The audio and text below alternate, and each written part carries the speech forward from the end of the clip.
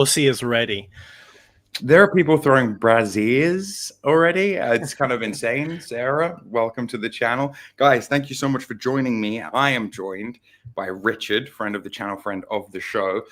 This evening, we are going to unpack Atlantis. Yes. We're going to introduce you to the character of Dion Fortune. And we're going to, I guess, talk a little bit about past life regression. Does that about summarize it? Yeah, pretty much.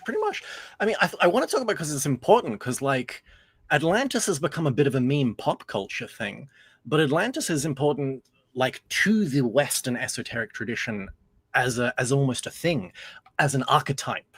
And people get autistic nowadays. It's like they get archaeological about it, and and it's just like, this is, and it's like, how about we just like, can't we get a little bit mythic? Can't we get a little bit schizo? Are we allowed to? And so it's People want to be autistic about dates, about exact dates and stuff, when clearly this stuff is lost to the sands of time, right? And clearly it is lost to history. But you look at this, you look at a civilization like Egypt, and it doesn't have a clear lineage. It doesn't have a clear origin or like ethnogenesis, or like, who are these people? Where did they come from? And actually, Atlantis does fill in a lot of gaps, even if it's not historical, even if it's just, like you say, mythic. Mythically, it kind of answers those questions. And mythically, it gives a really good starting point for where the Western occult tradition might emerge from, even if it is in, like, even if the accounts we've got of it are so mixed and garbled and stuff. On that note, where did we get what we're going to be looking at tonight? Where did you find this? What sordid vault / den did you grab this PDF from, man? Okay, so, well, first of all, we should mention when people usually talk about Atlantis, a lot of people, like, because when people think about Atlantis, did you know where, like, Atlantis comes from? Does everyone know that Atlantis came from Plato? Well, doesn't Plato claim to have got it off Solon? Exactly. Okay. Exactly. Okay. So let's go back to go forwards. Yeah. Where does this even come from? Because this is the thing. Everyone, when they think about Atlantis, it's like, oh, it's just something made up by, like, weird Western occultists or something, or like racists who want white people to be the 100% progenitors or something. And it's like, no. Literally, the father of philosophy invented Atlantis. And it's, people look at that and say, oh, it was just a story, and no one believed it. And it's only moderns who look back and go, it's just modern people being weird about it. But it's like, no. Original, like, Proclus, Iamblichus all thought Plato was telling the truth, that Atlantis was real. And so it's a legit thing. And we kind of like, and it's like, okay, so what is it? It's this archetypal, it's when humanity was at its peak. That's why it's important. Our peak science, our peak magic. This is when it was in Atlantis. So everything, all of our mysteries supposedly come from Atlantis. All of our mysteries are memories of Atlantis. All of our mystery, it's like they're fragments of Atlantis. When you look at our mysteries, or you take that approach of, like, the mysteries are just little fragments of, like, one big tradition that we only have in, like, pieces. It's the Atlantean tradition we're looking for. And so it's like our attempts to remember Atlantis are really also an attempt to make, like, this capital T tradition, this ultimate magical system. And so it's like, it's important. People, the modern occult scene kind of has this foundation of it. I mean, that was one of the first terms it's used in literature, is the New Atlantis by Francis Bacon, which kind of gets absorbed into Rosicrucianism. And then Blavatsky talks about it, and she adds lots of stuff to it. Gurdjieff talks about Atlantis. He uses it for the same thing. Steiner talks about Atlantis. And then Dion Fortune. Dion Fortune has a weird tension with past lives, because she was a Christian girl, basically. So but nonetheless, she has techniques for past life regression. Whether she goes into them kind of deeply, it's hard to, her techniques are in her novels, which I've only read a few of, but her theory is in her books. If people want to look up Dion Fortune's kind of root theory on past life recollection, in Sane Occultism, there's a chapter which gives a really good basic outline on, like, why you should do, or why you should have some kind of knowledge of past lives. What do those practices look like? Just, they're like meditative practices where you basically zone out until you. Well, this is it. It's like, her practices she doesn't give, she gives them in her novels, but Yeah. she kind of gives some outline technique, because she talks about like the theory of like, memory. When you try to memorize something, like if you memorize a poem and like and then you try to remember it later on, you're like, I can't quite remember. But if someone prompts you with like the first two lines, then all of a sudden the rest unfolds. And so it seems to be that in studying Atlantis, you don't want to get too schizo, but in like being affected by the narrative, and not just like Atlantis, but like by stories, the fall of Atlantis, the romance, that awakens almost something emotional. And then if we can grab onto that and then take that into a meditation and then be receptive, it's like something visionary may come out of that. That seems to be her take. It makes so much sense that Dion Fortune would be obsessed with Atlantis, which is this world, allegedly this like world spanning high magic, high technology civilization. If you did have as a magical person past life memories, it would make sense that they might be tied in some way to like this place and this time or whatever. She wrote a book, right, called The Sea Priestess, which is like her non-fiction, a fictional account of Atlantis, or of it's like it's her take on what Atlantean magic would look like, I think. Right. Because it's like the theme of Atlantis is in that book is there's all these outposts, because Atlantis was a city, but it was also an empire. So it had outposts in Egypt, it had outposts in India, it had Mesoamerica, but also in Britain. Britain has its own connection to Atlantis, and so those mysteries all, and it's that kind of like the outpost there, some old temple that she's trying to reconnect to. And there's actually, if you read that book at the end, it's a very interesting ritual magic thing they do there. Very interesting. So talk to us about Dion Fortune. Who is she? I'm trying slowly one by one to introduce my audience to like these various different occultists, but she's born like 1890s, and then like Victorian, grows up sort of early late Victorian era. I think she died in like 1945, something like that, like just after the war. Yeah, I think it's a year before Crowley, so 1946. Right. Crowley So dies in 1947. Contemporary of these kind of people, like contemporary of Crowley.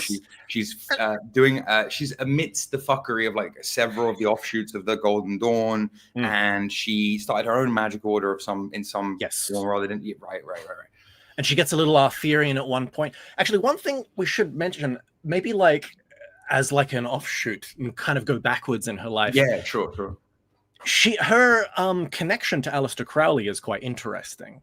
Right. And it's also quite, because they never met except for one time. And when they met, Crowley was like hella old.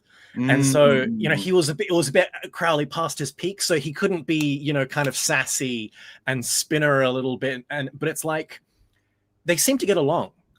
Right. And it's so interesting because they're these weird opposites, but they're also the same. I was literally thinking, I can see opposites attracting. He's a charlatan, and I don't say this I don't mean this in a derogatory way. If you've actually read Crowley, it's like he would be proud of that label, and he doesn't he doesn't discriminate between like charlatan and mystic, really. But she was like the real deal in a sense. Like she was an actual mystic. Like she was like a tapped in young. She had a nervous breakdown in her 20s, right? Like and literally schizoed out into like. Vision. Yeah.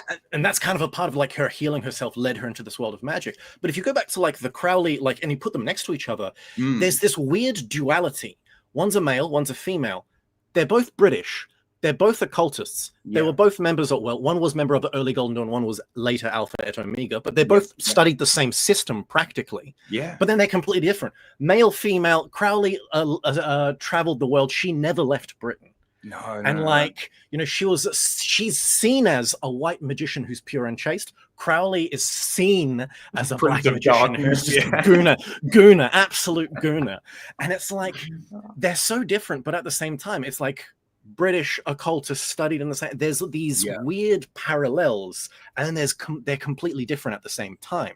And what's interesting is there's a guy, Alan Rickinson, he wrote a book that's just called Aleister Crowley, Dion Fortune. And he shows, it's basically just a dual biography, which is interesting. But he shows at the end, they actually did, because people who are really into Dion Fortune are like, no, her and Crowley, it's not a thing. And then they're like other people who are like, no, Crowley taught her everything. And it's like, there's this interesting middle ground, because what Alan Rickinson shows is they had a really big letter correspondence. Even though they only met once, they continuously sent letters to each other. That And makes so much sense. Aleister Crowley really respected Dion Fortune. He actually really liked her. And I think there's a list at one point he makes of Aleister Crowley, in one of his moments is like, these are the only people who have understood my doctrine. And he lists like Carl Gurman. He has like 12 names or something. Yeah. And Dion Fortune's on there. So he respects her. And Dion Fortune's interesting because in actually Insane Occultism, she mentions Crowley and she says, theoretically, he's a genius, but I wouldn't do his practices. Theoretically, now that's amazing. Well, she is sort of seen as the kind of like, in a weird way, the good girl of occultism, because it's like, and she did dabble with theosophy and that kind of crowd, from what I understand. But it's much more. The way I like to describe it is, there's a meme that's circulating around at the moment that says, "Oh, Dion Fortune would have been based. No, Dion Fortune would have been woke." And at the bottom, it's just a picture of Dion Fortune. It says, "I am very fond of the music of Lana Del Rey." Like, yes, the most kind of like, she was very, that is exactly normy in a way, but fucking tapped in and super mystic. I find her fascinating. Like, and I genuinely believe like what we're about to read is legit, in the way that Crowley, some of the stuff is legit and some stuff is intentionally there to deceive you and to like lead you astray and to fuck with Christians and stuff. Whereas with Dion Fortune, what you see is what you get. If she says she remembers a past life in Atlantis, I'm inclined to believe her, actually, as far as all of these people go. You know? Yeah, at least that was her experience, at least. Yeah, precisely. Like, at least she definitely believes it. So yeah. And so Crowley, Dion Fortune, she grew up, she started as a psychologist. She studied Freud. She studied Adler. Then she moved on to Jung, but she was always dissatisfied with the results. So she started moving into magic. She studied theosophy. And then, as we mentioned, she got to Alpha et Omega, but the way she describes it is it was like just a bunch of old women and graybeards. So, but she took the system and really applied it. And then, you know, I'm going to start my own order. So she started her own order, Fraternity of Light, which offshoot into, I think Fraternity of Light still exists, but the Servants of Light, Soul, is an offshoot of an offshoot. And that's the one that's more renowned all over the world. Got you. And that's where this PDF comes from. Right. Basically. Okay. Servants of Light. It's so dope. Of Light. Okay. Yeah. Her, I think at one point, the Dolores Archcroft, or whoever the head was, she was a nice lady and she wrote some things, but I think she died, and the guy who took over was like, I'm closing the society. And I think they've only just reopened and just started taking new memberships. But I think someone told me they're a little bit dodgy. Like the new guy has changed a lot of their doctrine or system. So I'm like, okay. But this PDF is basically a secret PDF from that school of unpublished papers, which we basically, me and Jord, we hacked the mainframe. And it had to be done. And we're bringing it to the people. This is never before seen, unpublished papers via Dion Fortune on her memories of Atlantis. So are you all ready? You all ready? Amazing. Okay. There she is on the front there. I love their glyph, their I don't even know what you would call this, like a Star of David with a bee in the middle of it. Okay. Their seal. I think it's like the 6 candles and the bee. I don't know, the bee, hard work, symbol of Venus. Also super symbol of hierarchy, orderly, beautiful hierarchy, because it's like all in service of the greats. Okay, interesting. Do you want to? Shall I kick us off? Or do you want to kick us off? Yeah, I did a bit of yapping, so you go. Now. Okay. Our Atlantean heritage, chapter 1. Our in Atlantean heritage.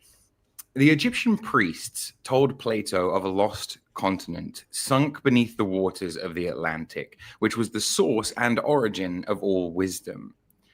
It had priests, scientists, and lawgivers in the days when the North Sea was an alluvial plain and the Mediterranean a river valley. The initiates of all races looked to the great sun temple of the city of the Golden Gates in the island of Ruta as the parent of their wisdom. Its initiates were taught by Manus. To them were entrusted the fruits of the previous evolution to hold in trust for mankind. When the glory of that great civilization was departing and Atlantis falling on evil days, so the tradition goes, a pilgrimage was sent forth bearing copies of the sacred books, and a new civilization was founded in lands that were untainted by the dark magic of fallen Atlantis. Each time that the evil overbore good, the pilgrimage went out in order that the knowledge should not fade utterly from the earth. When the scourge fell upon Atlantis, and catastrophe and horror redressed the balance, her civilization, purified by suffering, rose like a phoenix from the ashes, and Atlantis lived again. Twice the scourge fell. Twice she rose to new life. But the third time, she fell never to rise again. That civilization, corrupted beyond redemption, sank below the waters of the Atlantic and lives only in the memory of initiates who look to its prime as the golden age of occultism. Mm-hmm. What remains today, or what remains to us today of that ancient civilization? All about us are traces of its works, and we are forced to recognize the existence of a race that died before our race was born. A race that could undertake great engineering works and which understood the science of the heavens, astrology. If that which has survived the ages and remains to us is so vast, what must have been the nature of the more perishable works, which the passing of time has reduced to dust? If they were of the same scale as they must have been, the achievements of that lost race justify the traditions of the ancient. The dawn of history found a noble civilization in the valley of the Nile. From whence did it spring? We know that primitive man takes long ages to evolve out of savagery unless stimulated by contact with more advanced races. Whence came the stimulus to ancient Egypt? Her priests averred that it came from the lost connection of Atlantis. How did it come at a time where there were no ships capable of anything but coast trade? It came, said the priests, by a narrow isthmus of high ground dividing the ocean from east to west, as the isthmus of Panama divides it north from south. That ridge, they declared, had long since sunk beneath the waves, and nothing now remains of it but isolated peaks such as the Azores. Modern skeptics laugh at the old story, but when the Challenger expedition went forth to study the ocean bed, the deep-sea sounding machines revealed the ridge of which Egyptian priests had told Plato, and which they alleged to be the bridge by which their ancient wisdom and civilization had reached them from the lost continent. History knows of no European, African, or Asiatic ancestor to the Egyptian civilization. It is a thing apart. But pyramids have been found in Central America. And what of our own islands? Have we no legacy from this ancient mother of races? Were the woad-stained savages found by Caesar truly primitive man, or the debased descendants of a forgotten people? The Indians of Central America, hardly able to weave a wattle hut, live in the shadows of the palaces of their ancestors. Were the tribes found by Caesar a link between these two civilizations, the parent of one but the descendants of another? Their bards sang of forgotten glories. Their priests told of an ancient wisdom. Stonehenge was old and fallen into ruin when the Romans came to Britain. Its builders were held to be gods. Thoughts on like halfway through the first chapter? What are we thinking so far? Oof. Yes, there's some good stuff in here. And so one thing she mentioned is like twice the scourge fell, twice she rose new, but the third time she fell to rise again. Because everyone talks about the deluge of Atlantis, but this is a common theme as well, is that there were actually three deluges. There's multiple. Right. And so Atlantis goes through phases. So when we say like the city or city of golden gates, that actually there may have been multiple of them. And each of these rises and falls of Atlantis caused or brought about by their magic, by fuckery with technology or fuckery with the occult? Yes. I forget if it's Blavatsky or Steiner. One of them gets really autistic about the sub races of Atlantis. I think it's Blavatsky, if I remember. Okay. I can go into it just really quick. Yeah. I'll just rattle off the names: Ramaho, Tlavatli, the Toltec. So not historical Toltec. There's an Atlantean the Toltec. OG Toltec, like that. Yeah. The Tunisian. What do you call it? There's some. I forgot what the fourth root race is called. Then it's Shemite, Akkadian, and then Mongolian. And it's like these areas are kind of where the flow of Atlantis, these flows kind of came from. And it's like around the fourth sub race is their first collapse. And then after that, the story is they were actually crossbred with like Hyperboreans to make them good again. Okay, and then after that, they had another kind of fall, and that's the Akkadian period, is where the Akkadians were more off where the Greeks were, and so that's the kind of the Greek versus Atlantis, what Plato talks about. Yeah. And then finally, the Mongols is the remnants of Atlantis who went to Asia, were basically the last good ones. And then like there was still a city, in the ocean, but they were just all black magic, and that's the final sinking happened there, and final incarnation, right. And so it's epic, even though Egypt is a colony of it, and others in South America, for example, the actual epicenter would be where precisely? So it seems to be, if we just go with this, it's like in the an island, but it's like an island in the Atlantic Ocean. Is if we have some concept of literal tectonic plates opening up and something being swallowed in, you can kind of have that. Other than that, there's nothing like on the ocean floor that may be big enough for that. But it's like, there's a guy, some archaeologist, fringe, I will admit, it's like at the Graham Hancock kind of level, who claims that it's in Mauritania, in the Sahara, that there's a concentric ring structure that's been found in. So that would definitely be a city of a golden age, because I've seen that, and I'm like, that's definitely an Atlantean outpost for real. So they build these concentric circles with like water. Yeah. Okay. That's all. I always think like a lot of circular, because there's this whole thing with Atlantis and circles, and I assume their architecture is circular. And a lot of when you see circular architecture, it's almost like a blood memory of Atlantis. Yes, like there's so much crazy AI generated slop going around at the moment, which has led to some mass. About 2 years ago, there was a protest in Atlanta. And no joke, you can find clips of this if you just type in Atlantis on Twitter and sort of look for videos. There are people chanting like, "Atlanta is Atlantis. Atlanta is Atlanta." There is so much slop out there. Okay, the real deal is more likely to be Canary Island, somewhere around there, or okay. I mean, there's also the idea that Antarctica, that there was a pole shift, and actually Antarctica used to be in the what is it, the zone of the Earth where it's like more. The temperate zone, like the equator. Yeah, the temperate zone. The equator. It used to be where the equator is. And so that's an interesting one. And pole flips happen every 10,000 years. So it could be, but yeah, you never know. Fingers crossed on another one of those then. Okay. I'll continue. For us, the landing of the legions was the dawn of our culture. But there was a dusk before the dawn. But was there a dusk before the dawn?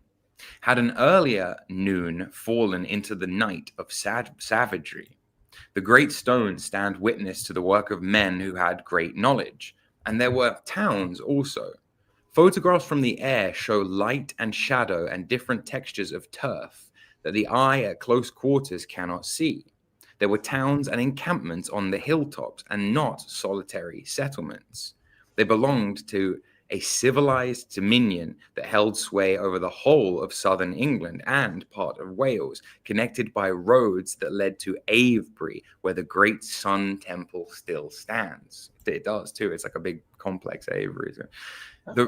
The roads led along the ridges of the hills and were called pilgrim ways, for men believed that the pilgrims to the shrines chose the more difficult ways for greater virtue.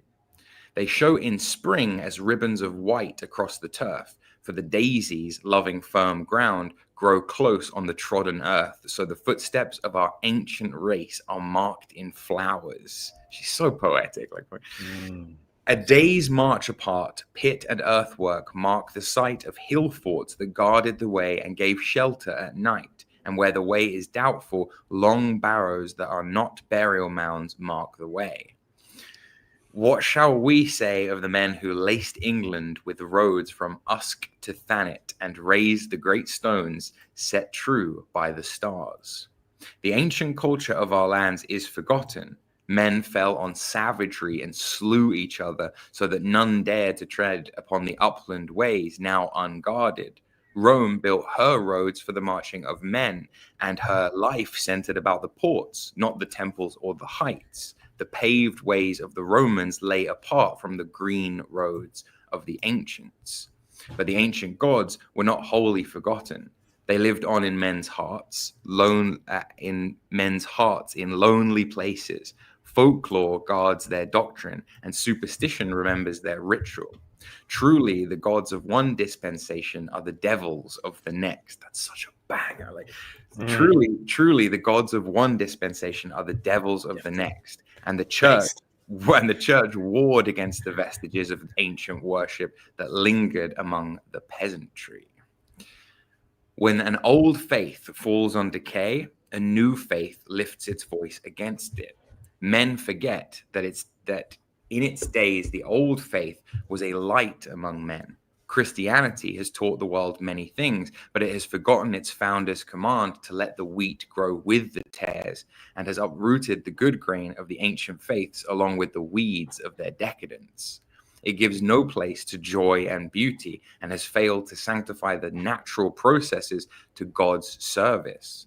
The holiest thing on earth, the home, is tolerated only as a remedy against sin, and the denial of the natural instincts is taught to be the highest homage to God.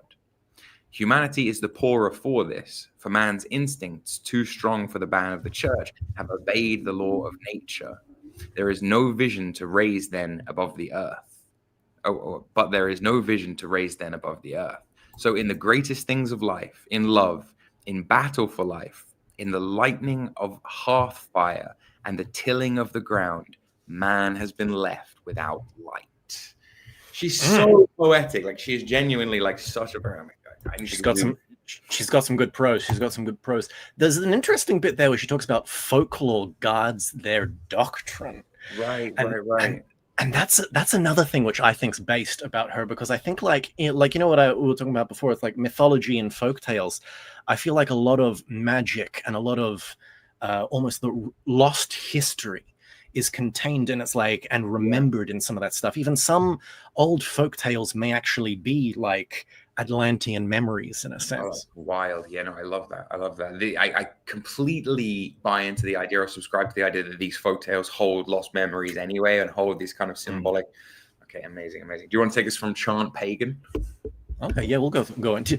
Do you have any thoughts on the previous chapter, or we'll just keep going? Just keep plowing. It's kind of her just generally outlining what it is, and she's laying it down. Yeah. Let's just keep plowing. Chant pagan, we have forgotten the ancient splendor of natural things, and the meager spirit of man goes forth like a ghost alone. Is ancient beauty and power lost to us wholly? May we not yet from its ashes recover its fragments, and from them again recapture its spirit. For the spirit lives on when the form is destroyed and departed. The ancient books have recorded the sins of the pagans, their rites and temples defiled by abusers. But we know they held wisdom profound and exalted. The church, with her fear of the natural, darkens counsel. That's very interesting. Very interesting. Let us criticizing both paganism and the church in the one foul swoop. You know, like the decadency of paganism and how the church has like used that to push its earth. Yeah, there's some. Yeah. I don't want to go off on a massive tangent. You can tangent through any point of this, to be honest with you. Let us go back to the ancient faith of our fathers and learn of its wisdom before it fell upon darkness. So that's what she's kind of saying, to go back to the ancient faith. Not a full necromancy, but it's like there's some wisdom there that we remember. It has much to teach us, and we would be wise to listen. It knows men's souls and the earth and the natural forces, all good things and noble, the soul's deep-laid foundation. If they be not true, the rest is faulty. Yes, there's you see essences like that in Christianity, as well as the fifth gospel being nature itself, and that's why we study nature, which a lot of Christians seem to forget, and they just want to be autistic about doctrine or theology or something. There can be no heights of the spirit that have not their roots in nature. roots in nature. For God and nature are one. Ooh, Dion, getting very close to heresy there. Nature is God made manifest. Pure heresy there. And God is the essence of nature. She's getting into some panpsychism, pantheism. I'm thinking like church guys. This is where they like start going heresy. But it's nice because it gives you like an outline of her kind of metaphysics, which isn't like this neo-paganism that she's like portrayed as. She's very much influenced by like I'm not even gonna say monotheism, like a monism, and like you say, a panpsychism, like God is nature, God is in everything. Like it's much, God is in nature and God is in me, and I feel God in me, and that thing that I feel in me, I see in nature. It's like it's there.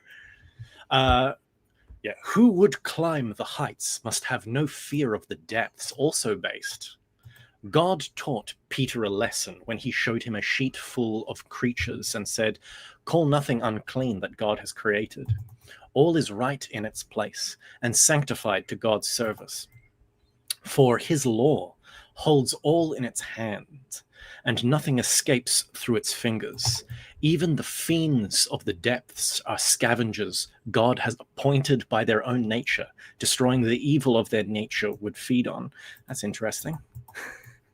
Let us remember the gods of the natural forces, for they have their work to do in the souls of men and women. So that's it. Yeah, little g gods as well. She acknowledges the gods, that they are real things. They're just creations of a higher something. And that they're made manifest most through us, which is the most brilliant, like, Let us go back by the path of our race to the ancient wisdom. Its temples stand on our soil, and the blood remembers. Dion Fortune, blood memory confirmed. The sun it worshipped still crosses the earth, crosses the heaven of others, sorry. The winds still blow on the hills, and the waters surround us. The earth takes the seed in her furrow, and the fire leaps on the hearthstone. So it's still the same world that Atlantis was in, we're in. As long as women bake bread and men wield weapons, the soul of the race is unchanged and belongs to nature. Transhumanism, be damned. I love the nature veneration. Like I say, it's not even so relative to like Atlantis, although she is explaining why it's more just outlining her metaphysics, which kind of helps. Yeah, you can see why a lot of even modern pagans still like Dion. Yeah, definitely. Okay, shall I take this one? Yeah. Atlantean memories. We're fucking getting into it. Okay. In not a few people, there linger memories of past lives, shadowy and fragmentary, like the memory of a home left early in childhood. The picture images survive. Far less rare than we realize are the memories of the past. Many children have them, and the romancings of childhood are, not infrequently, recollections. Life soon buries these dim memory pictures under layers of fresh impressions and absorbing interests. There are some children, however, who find a strange fascination in these pictures of the past that rise unbidden into the unconscious or into the conscious mind. They dwell upon them until they develop into whole landscapes and life histories. The child may regard them as nothing but stories that fill idle hours. The adolescent may forget them altogether, but sometimes there comes a day when an interest in transcendental subjects may lead the former child to dip into the literature of occultism. There, the investigation of some psychic into the records of lost continents, he may suddenly find he has come face to face with his childhood imaginings. And that's really interesting, because she's basically saying in fantasy or in imagination, in art even, can be truth mixed in accidentally. Like the past life memories actually get remembered, but not consciously, and are laid on pages as, say, like historical fiction or even real fiction. We see magical things, but like, Lord of the Rings, aspects of it, the loyalty, the friendship, could be memories of Atlantis. Kind of explains science fiction as one big like hyperstition too. How we think about stuff, we collectively imagine a future, and then lo and behold, it happens. Or it tends to. The time science fiction tends to be pointing at like a broad direction to stuff. Yeah, that's fucking interesting, actually. And my friend, it reminds me, a friend of mine has like a kid at the moment, and he bought the kid like it's a toddler, I think he's like 2 or 3, and he bought him like a play car, you know, to drive around in. The kid could not have less of an interest in driving this car, but is obsessed with the box that the car came in. Wants to play in the box, wants to sit in the box. And it's almost like the kid is a psychic by nature, you know, before the brain has become crystallized. To the kid, that box is some kind of Atlantean chariot, you know what I mean? That he's like projecting his memories onto. But then as you grow older, you know, by the time you get to adolescence, you've kind of lost this faculty for imagination, which is basically the same thing as kind of, because that's what she's saying here, right? How do I attain this like gnosis? Well, I just remember these fragmentary images from my childhood until they become not images anymore, until they become videos, basically, and I watch them through in my head, and it turns out they're my past lives. It's kind of, even in this, you can tell her techniques a little bit, like how she might get it. Okay. What are they worth, these musings of childhood, when brightly colored pictures rise one after the other in the magical lantern of the mind? Here, for what they are worth, are some personal memories, but it was not safe to go near these trees because, oh, hold on. Have I skipped a bit? No, I think that's right. Oh, no, yeah. It was not safe to go near these trees because they were dangerous beasts in the river that might gobble you up. Wow, she's like getting trippy with it. For the same reason that it was not safe to go near the waters of the shallow sea that rippled over the sand like giant jellyfish were believed to swim there. Things like giant jellyfish were believed to swim there, and fat, black, shiny, porpoise-like backs could sometimes be seen further out. There was glowing warmth, lush, grassy vegetation. We've just slipped into an account somehow. You know what I mean? Like the way she writes, there was no delineation of when we were talking about. Okay. Now we're in fucking Atlantis all of a sudden. Okay, sorry, my bad. There was glowing warmth, lush, grassy vegetation.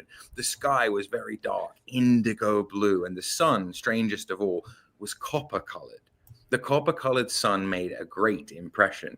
What does subsequent knowledge say concerning these things? Remember, they were the imaginings of a very young child, about 4 years of age, who was unfamiliar with books and never had been far from home. The sandy foreshore, shallow sea level, and plain reaching back to an abrupt mountain range are a well-known type of geographical formation. The plain is composed of alluvial silt brought down by the slow-moving river from the mountains. What were the feather-dusted trees? Why did they persist in the imagination of a child who was accustomed to the ordinary English woodlands? May they not have been the tree firms of primeval times, before the hand-wooded timber forest had evolved? What of the copper-colored sun, glowing hot but dull in its indigo sky? Psychics tell us that the atmosphere of lost Atlantis contained far more water vapor than any climate known to us today. It is also noticeable that the childish imagination pictures lush, grassy vegetation. There were no bushes present to the eyes of the 4-year-old. Botanists tell us that it was very grassy vegetation that would go with the tree ferns, for most of the plants that clothe the earth today had not yet evolved. Anything on that? Anything on the kind of evolutionary? Yeah, that one thing that's interesting here, she used I just wanted to mention, she mentioned something geographical. It's like the mountain range. So it's like a kind of an ocean and then plain and then mountain range. And it's like, there's something like that.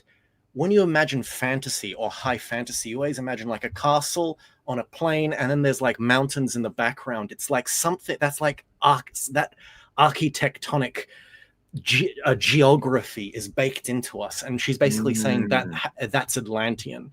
That has some Atlantean connection. The highland, and the lowly.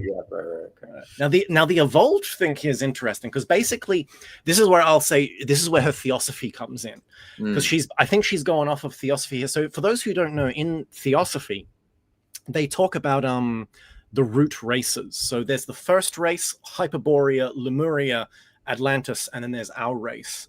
And with the first race and Hyperborea and Lemuria, I believe, they're in the 4th dimension still, basically. Okay. It's like when the first race was on Earth, the Earth was like a molten globe. Nature hadn't condensed on it.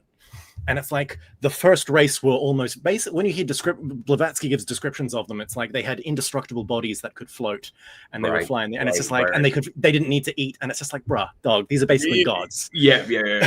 This is present in Steiner too, right? I guess it's tied into the same idea that we're corrupting as time goes on, right? Yeah. Well, in this, it's like we're condensing because there's a certain mission to be fulfilled.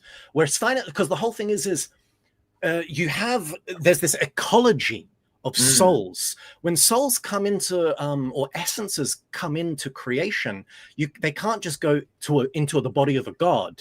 They have to move up this ladder. So they spend time in the mineral kingdom, and then they spend time in the plant kingdom. They spend time as embodied in an animal, and then there's this human rung. But to get the human rung isn't an animal. It's actually something that descends down. And so the first race were emanations, and then the Hyperboreans were like this, not a degeneration of them, but a condensation of them. But by the time you get to Lemuria is somewhat physical, and they're hermaphroditic, but I think that's like halfway through Lemuria they split, so some became more masculine, some became more feminine. So in Lemuria, at the beginning of Lemuria, there was only one mystery temple, but at the end of Lemuria there was two, one for men and one for women. Got you. That's what we're in Atlantis. We're physical, crystallized. We're completely physical. And the whole reason for, I'll say this, is, well, according to Steiner, is humans crystallize down that they become close enough to the animal kingdoms that then essences can move from animal into human. And then from human, they can spend lives as human and then either go back down into degeneration, or you can go higher up. That's the ecology that they're going for. And so she's kind of internalized some of this, and it's like, oh yeah, things haven't evolved. And that's what I see when I look at that line. I just love the imagery, the purple sky, the sun, kind of like, it really does suggest like a different world almost. And we're talking, and again, I don't want to get too nerdy with it, because like, it's not like we can put an exact year on this, but it's like you are imagining the world changing in terms of plant life, in terms of actual environment. I think she goes on to talk about the rain, if I remember correctly, but hold on, let me just okay, the moisture thing she mentions as well, which Steiner also talks about, misty oceans. For the most part, the seashore was bathed in a broiling sunshine. Have you missed the paragraph? As for the lollipopping beasts? Oh yes, sorry. As for the lolloping beasts that were seen out in the water, we have only to look at the picture of a prehistoric scene to know that the childish imagination was not very wide of the mark. It was also known to the child's mind that very few people lived near to the seashore. Only poor fisher folk that lived in low, round huts made of basket work, and they went out fishing in small, round baskets too.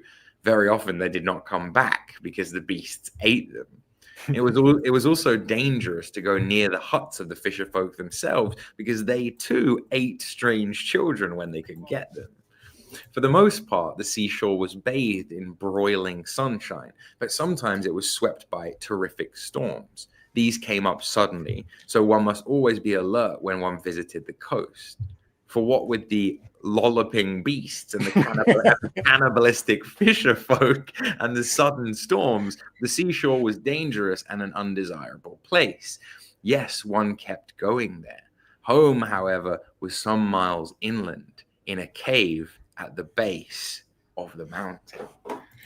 Oh, right. Right, everyone's trolling me now for saying lollipopping. Lolly for the lollipop deal? Let's go. Let's fucking go. Okay, lollipop. I read that wrong.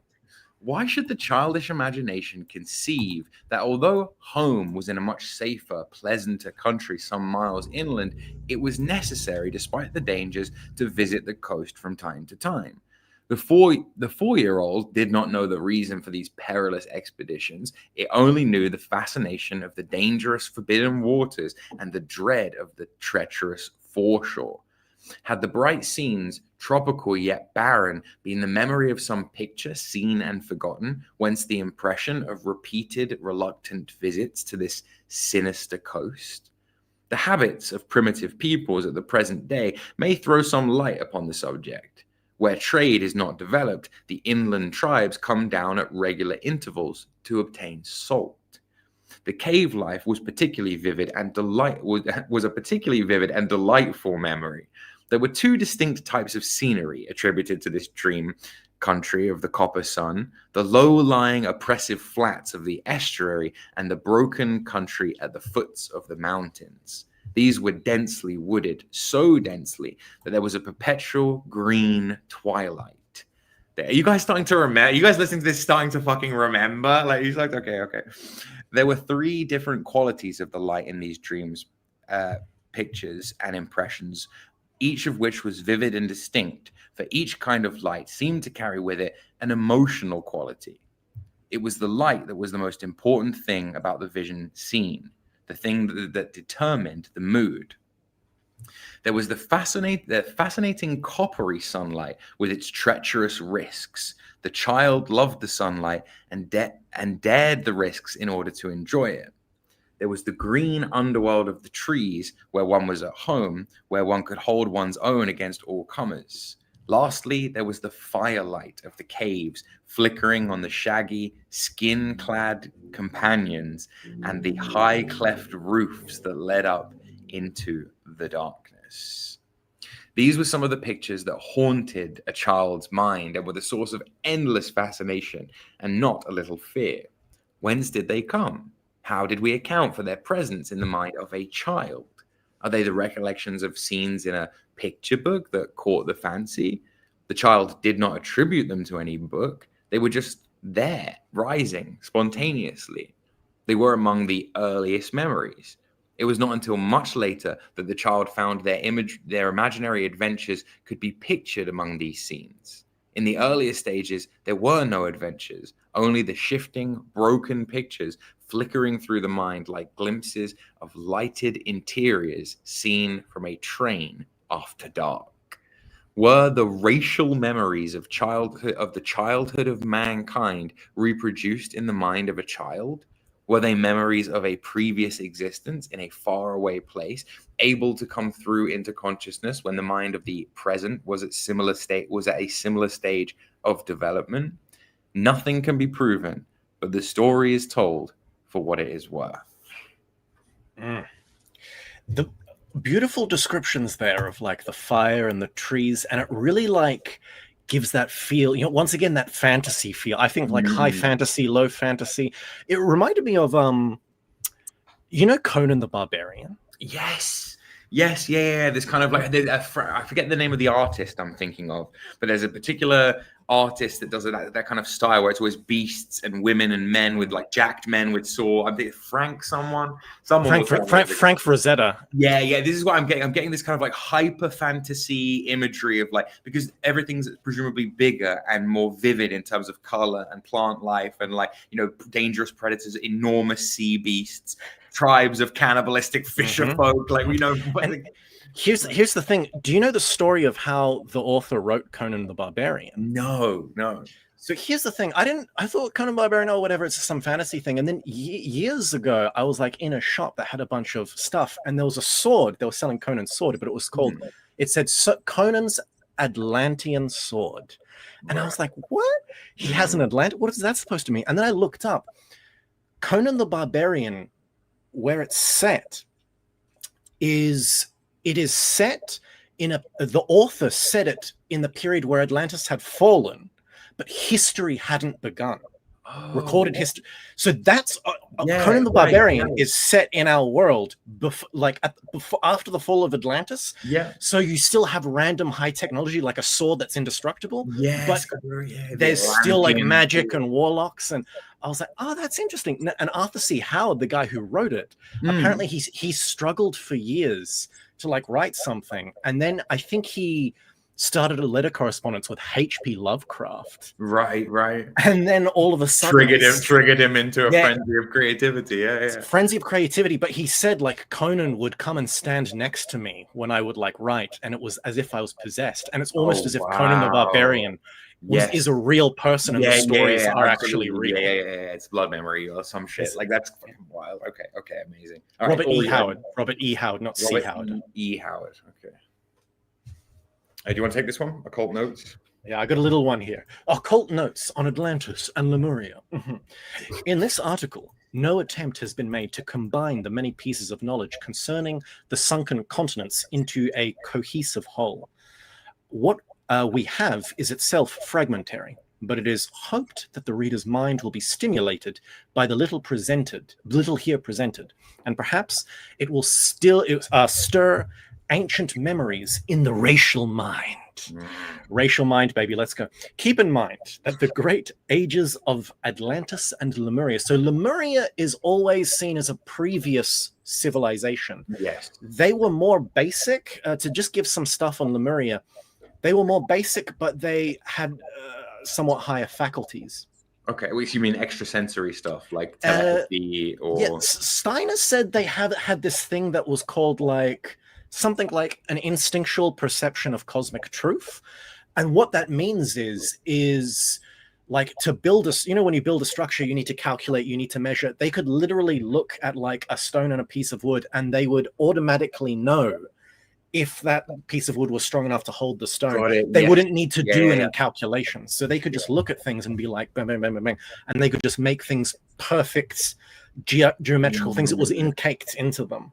There's kind of, I like to imagine that there's a remnant of that, because sub-Saharan Africans and Australian Aborigines are seen as remnants of old Lemuria by Blavatsky. Okay, yeah. And there's like stories in Australia of Aboriginal guys who get jobs as like farmhands, and they are uneducated, so they don't actually have any formal education, so they don't know how to count. But it's like when they're out with the cows, they know exactly how many cows they are. Yeah, it's like someone, if you turn your head and a cow walks off and turn back, you have to recount the cows and be like, but they 30. don't. No, there's 31. Where's the 31 one? Whereas the Aboriginal guy just turns his head, looks, and he instantly sees all of the cows, and it's like Lemurian mind powers. Yes, and so they still have that remnant. So Lemurians are seen as dark-skinned, and then as Atlantis comes in, the Ramwahals and the Tlovatlis are somewhat similar, and then the Toltecs become a little more light-skinned, and then when they get crossbred with Hyperboreans, everything changes. But where is Lemuria, geographically speaking? So Lemuria in the Atlantic. Is Lemuria not in like Indonesia or something? I believe Lemuria is supposed to be in the Pacific or something, but it's another lost continent. The story with Lemuria, why it's called Lemuria, is a scientist, like a zoologist, was studying lemurs in different continents and realized they were all the same, and was like, this can't be. The only way is if there was a giant continent that could have reached the toe. And so he hypothesized that this existed and called it Lemurland. And for when he Lemurland or Lemuria, and when he proposed that, it was popular for its time, but it slowly got forgotten. But Blavatsky was around that time, and because she integrated all of the latest scientific findings into her thing, she said, "Oh yes, the famous land of Lemuria actually existed, and there was a people who existed there." So the Lemurians wouldn't have called themselves Lemurians, or even that was what their continent was called Mu, the island of Mu. So anyway, let me keep reading. I'm just one off on a tangent there. No, it's useful, like especially since you're about to talk about it. Yeah.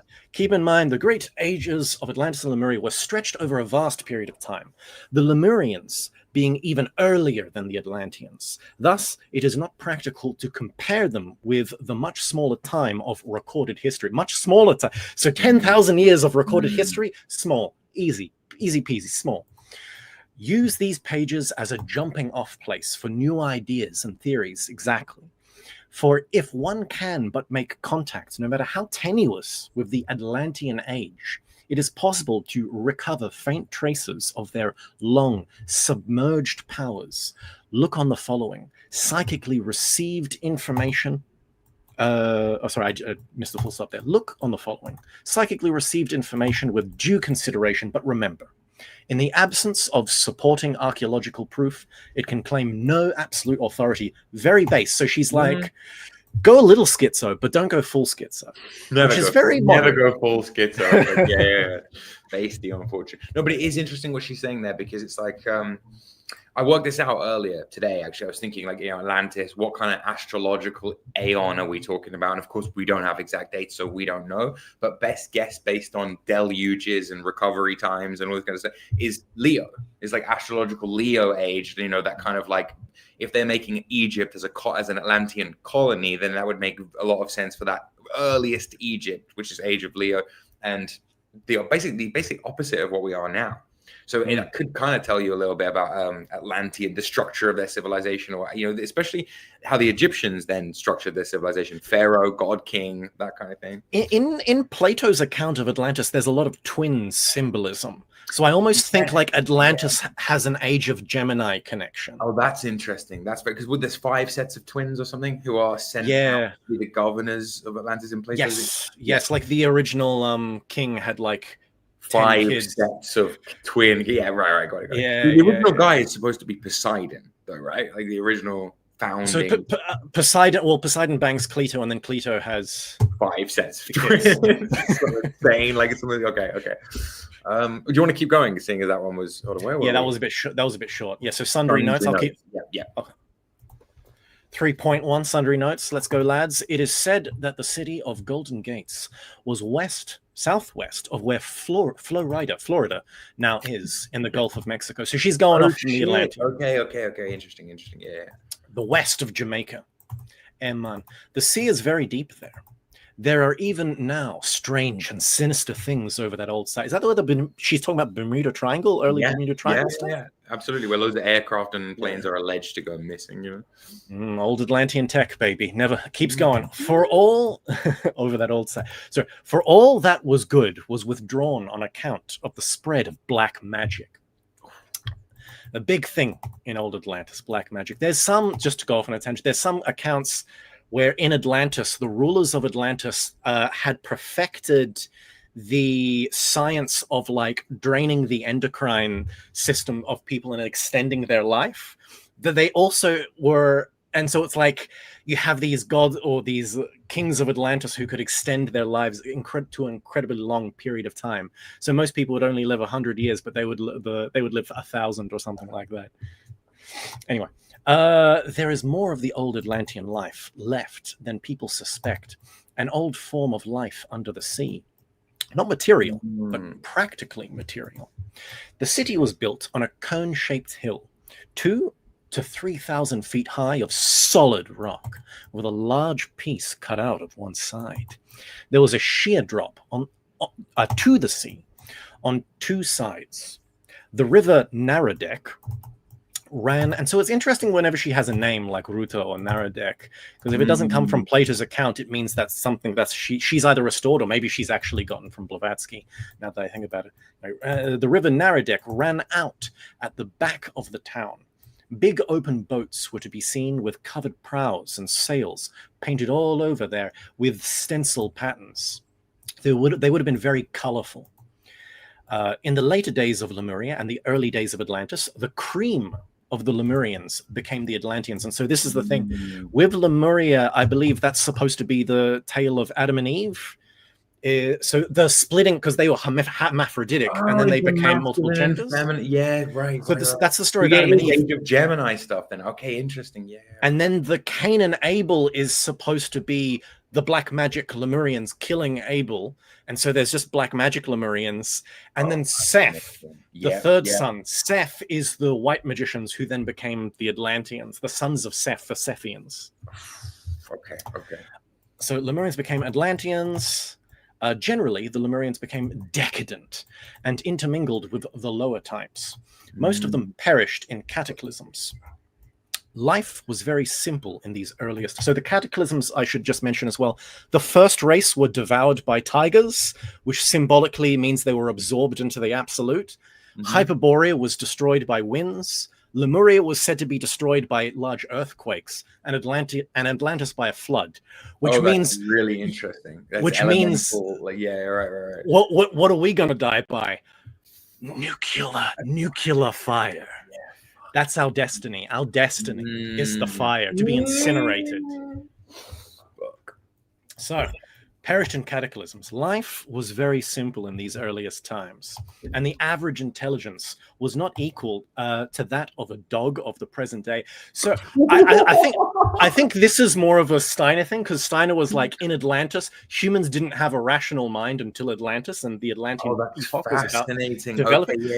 So they had powers, but they didn't have necessary rationalism. He also said, I think Steiner says they had like unlimited memory. So if they saw something, they would just never forget it. Right. And well, so then why would you need to rationalize about it? You could just recall so you would need to rationalize it. You just build up by trial and error, and you would just perfectly memorize things.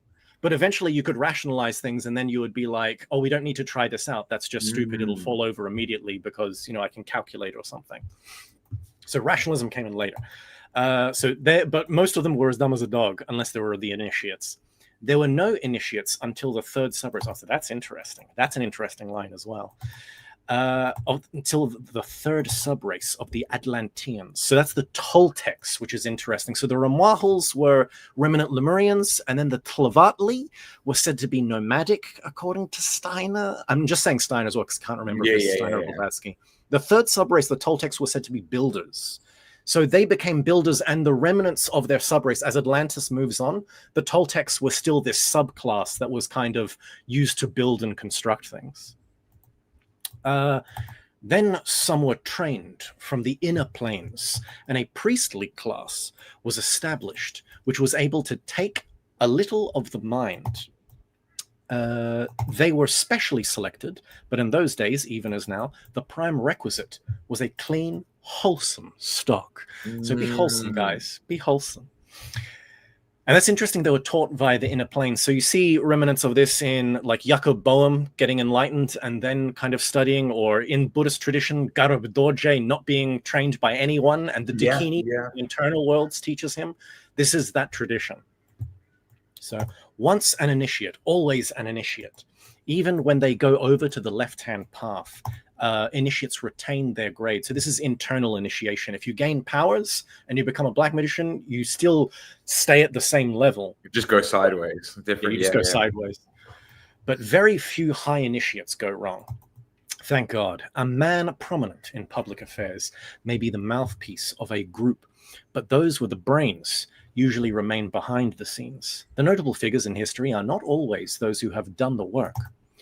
This digression is introduced as we have referred to the earliest initiates. Okay. In Atlantis, there was rain. Okay, this is the rain. But the specific gravity was different, and there was not much condensation. That's interesting.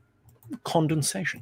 Men were about 7 feet tall, based, and their physical bodies were more porous than now. In Lemuria, they were much taller. So in Lemurians were like Egyptian statue tall. So we're shrinking as we're becoming more of Earth, And so the next race is just going to be basically, Asians.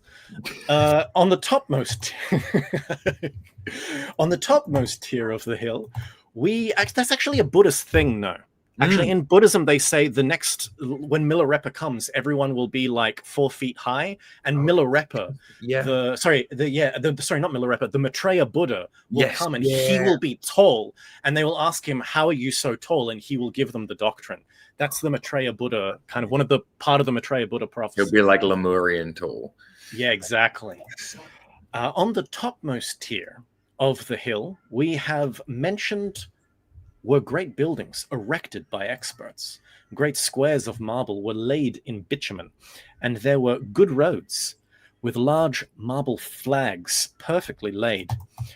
Down below, the houses were very ramshackle, and they often collapsed. So Brazilian favelas are an Atlantean remnant. There were very frequent earthquakes followed by tidal waves. And indeed, this was the only thorough method of cleansing. The air was thick and heavy. For that reason, the temple was built at such a high level, for the air was much better there, and the rays of the sun penetrated more easily. So I'm not sure if he was just saying like things were like really misty all the time, and kind of has that otherworldly feel.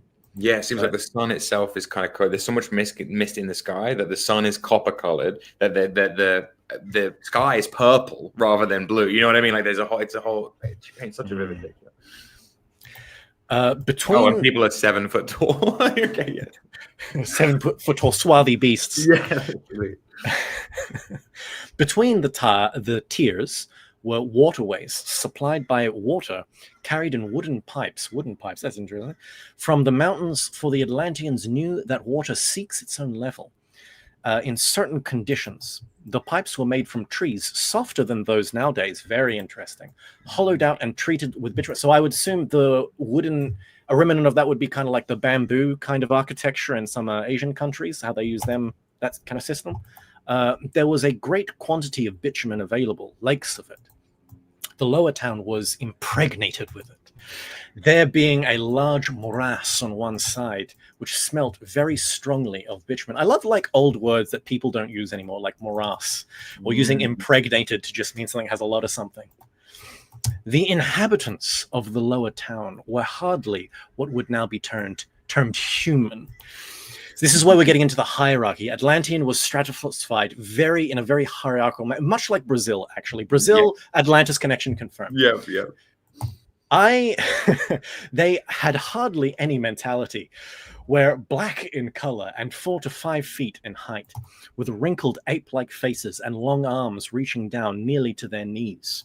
They had no knowledge of building and lived anywhere they chose in the vilest slums where they bred like animals. Brazil, Atlantis connection. I'm kidding. Wild.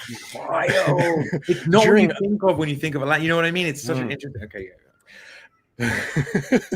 During the earthquakes and tidal waves, some survived by climbing trees. They lived some 30 to 40 years and came to maturity when 9 years old. So this is like the humans that have degenerated so much they become apes. And it's like, so this is one thing that occultists say is the theory of evolution isn't wrong. It's just upside down. We didn't come from apes. We descended, crystallized into humans, and apes are actually degenerations of previous epochs. Yeah. So that's something that's interesting. So during earthquakes, the tidal waves, some survived by climbing trees. Oh yeah, I read that, sorry.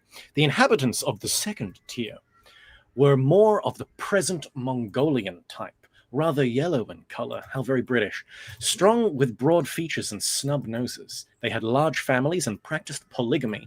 Polycules in Atlantis? Confirmed. One man having as many as 8 wives. Living conditions were better. Maybe Atlanta has a lot of Mormons into polygamy? Atlanta is Atlantis confirmed? I think that's Utah, but I love the Utah. You just know that somebody somewhere has found like a copy of something similar to this, and they're like, confirmed. Like, it was Atlantis. It's like, oh no, this is so interesting. Okay. So living conditions were better, and there was more social life. They had plenty of passion, but no conception of tender affection. So they just like just from the best of these selections were made for promotion to the topmost tier. So there was, even though there was strict hierarchy, there was a flow through the hierarchy. If you were such a Chad in one hierarchy, you could actually move up in life. So are we talking about we're essentially talking about a caste system here? Yes, and a caste system that was dynamic. Right, and that there was some level of social mobility through, but how much was this tied to the sub-races within Atlantis? Yeah, so she doesn't kind of go into this, but it's like, I would assume that this, the Toltecs, that sub-race of builders would have been this kind of level, because it's like the builders, the merchants, the artisans would have been this level, and then the high level would have been warrior, aristocrat, poet, priest, scribe, and then the top are just the Giga Chad, sacred kings. Got it. Etc. Except the royal family. Or whatever. Yeah. The inhabitants of the topmost tier, the priests and warriors, and this is interesting because some people, I remember Giorgiani, if I can bring Giorgiani to this, he's had some Atlantean, he makes claims about Atlantis, and he actually had his own past life experience of Atlantis that you remember? He claims that the topmost, the priests, were, when you see people who have elongated heads, those are Atlantean priests. Atlantean priests had elongated heads, but he said the warriors had dark skin. The warrior castes had skin so dark it was almost blue, and I'm like, that's interesting because he's implying that if we go with this take, and then it's like the warrior caste was almost Lemurian remnant, a pure Lemurian remnant, at least at one point. Which is. But it is in effect what's being described here. Caste system aside, is a multicultural global society, a very multicultural, cosmopolitan that had some race mixing, but it was a precision crossbreeding. More like it wasn't a free for all. It was like, honey, you're not allowed to date this guy. It was like, honey, you're only allowed to. You're only allowed to date the black guy if he has an IQ of 160 or something. It's like if I remember correctly, we're going to get into the actual mating practices of like how they allotted. Okay. So the inhabitants of the topmost tier, the priests, warriors, were very particular and exclusive and did not associate with any of those filthy, lower tiers. They were what we should call nowadays, what we should nowadays call civilized human beings. So I guess to Dion Fortune, British, a whiter type with straight noses and high foreheads. Dion, please. The warriors might have a few wives each, very carefully selected and kept in seclusion, but the priests were either celibate or limited to one wife each, and then only during the time the priests were from 40 to 30 years old, and after that, which he had to leave her. So the priests were basically complete volcells, and then sometimes... Hold on. If you're a warrior caste, you can have unlimited wives, but if you're priest caste, you have to have one wife and only between 30 and 40 years old, and the rest of the time so there's some sex magic polarity, and I know in the Golden Dawn their polarity working well, if they talked about it at all. It was, and this is reflected in W.B. Yeats's sexual proclivities, it was an older man with a younger girl. So it was always like some 40-year-old with his 19-year-old priestess channeler. That's how it was. It's like the subtle feminine vibration is then directed by the masculine force, and that's how it works. I love the thing of like, but when you get to 40, you have to leave her. This thing of like back to the spiritual grind. You know what I mean? Like either you don't take a wife or you only take one wife. And the thing, the overindulgence of the warrior caste kind of thing, they can take as many wives as they want. It's fascinating. But it's interesting. It says they took a few wives, but they only ever took a few wives because they were very carefully and selective. Yes. So it wasn't just like it wasn't like they were gooners, like the lower races, the lower castes. They were still very selective. Like if a woman had like strong legs or had some kind of power, it was like, okay, this is what's wives each, very carefully selected and kept in seclusion. Okay, interesting. So it's like if she was a wise woman, then they'd maybe take her. But if it was just some rando, it's like, they wouldn't be interested. They weren't gooners, basically. So the men lived as much as 80 years, and a man aged 30 was as mature as a modern man of 50. Oh, interesting. So 30 years old there was like a 50-year-old now was basically as wise as a 30-year-old Atlantean. Yeah, but they're talking about like mental maturity. They're not talking about aging, right? Mental maturity, yeah. So great care was taken over selection, as they were responsible for building the higher type of humanity. So this is the whole kind of thing, like humanity is supposed to be just a rung that we then transcend from. But we've fallen anyway. And it might take 3 generations to build a vehicle that could be used for the higher powers. And this is that 3 generations thing. This is the Dion Fortune also talks about it takes 3 lives to become an initiate. So like in one life, you may be more of a physical brute, and then in the next life, you might be more emotional. And then in the final life, or the third life, you'll have the intellectual capacities to do the work, is what she kind of, that's the kind of thing. But yeah, we'll see. Yeah. At mating, there was a ritual in an inner chamber of the temple. The walls there were 8 feet thick, and a light burned perpetually, fed from an oil spring. I can love this imagery so much. I just like, can you imagine that oil pumping out of the ground like it does somewhere in Saudi Arabia, where it's just you could literally there's so much oil under the ground that you could tap it and make a fountain of oil that will run for like 10-20 years, and then you can set that oil on fire, and then you can build around that burning spring of oil out of the ground a fire temple. Like it's just absolutely insane imagery. I fucking love it. Fed from an oil spring, which was why the temple was built on that site.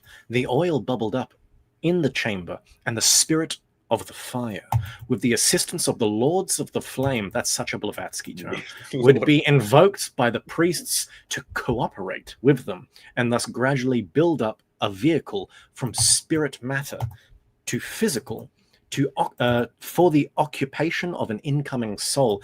She's basically talking about sex magic. Basically, they would have sex in these temples, and a vehicle for a soul would be able to incarnate. Some of these souls came from Venus. None came from the moon. That's very interesting, because that may have been a discussion in her period of time. So she's all like, no, lunar people, gay, Venus people, that's what's up. Souls migrate from other planets. So other planets have, their own psychic ecology. Yeah, and send souls here for processing and that kind of exactly. At mating as well, right? At mating. So this is presumably this is a yearly occurrence.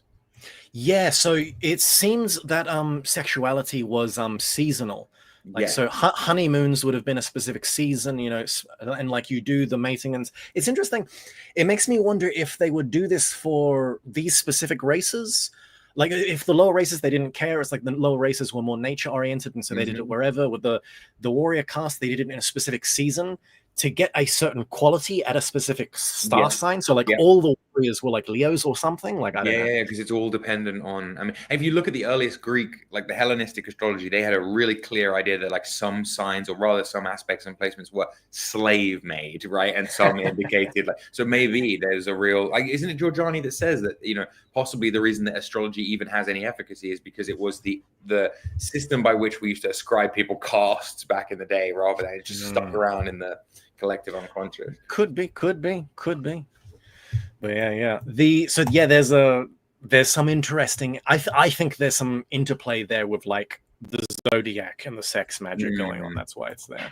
So the virgins were very carefully selected and trained. Let's go. Special rituals were used when they were 7, 14, and 21 years old, at which the many priests were present. I know this sounds kind of old man pervy now. Yeah, we're getting into it. The temple was open to the sun. Remember, this is all written by a woman as well. Yeah. I always forget. Like, I always remember, like in what is it, Mystical Kabbalah? There's a bit where she's talking about the Sephirah of Binah, and she's like, "This is the feminine Sephirah. It's dark and about silence, and women all need to learn the gift of silence." And I'm like, a woman wrote this, ladies. A woman wrote this. Now, an open courtyard of very beautiful white marble. Then people from the lower tier were not admitted by priests who were very strict in this manner, possibly too strict. The priest of the sun and the priest of the moon officiated at the high altar. It's interesting, it's the priest of the moon as well, so it's not a priest and a priestess, it's two dudes. One's solar and one's lunar. One's lunar, which is interesting. So maybe blood and semen.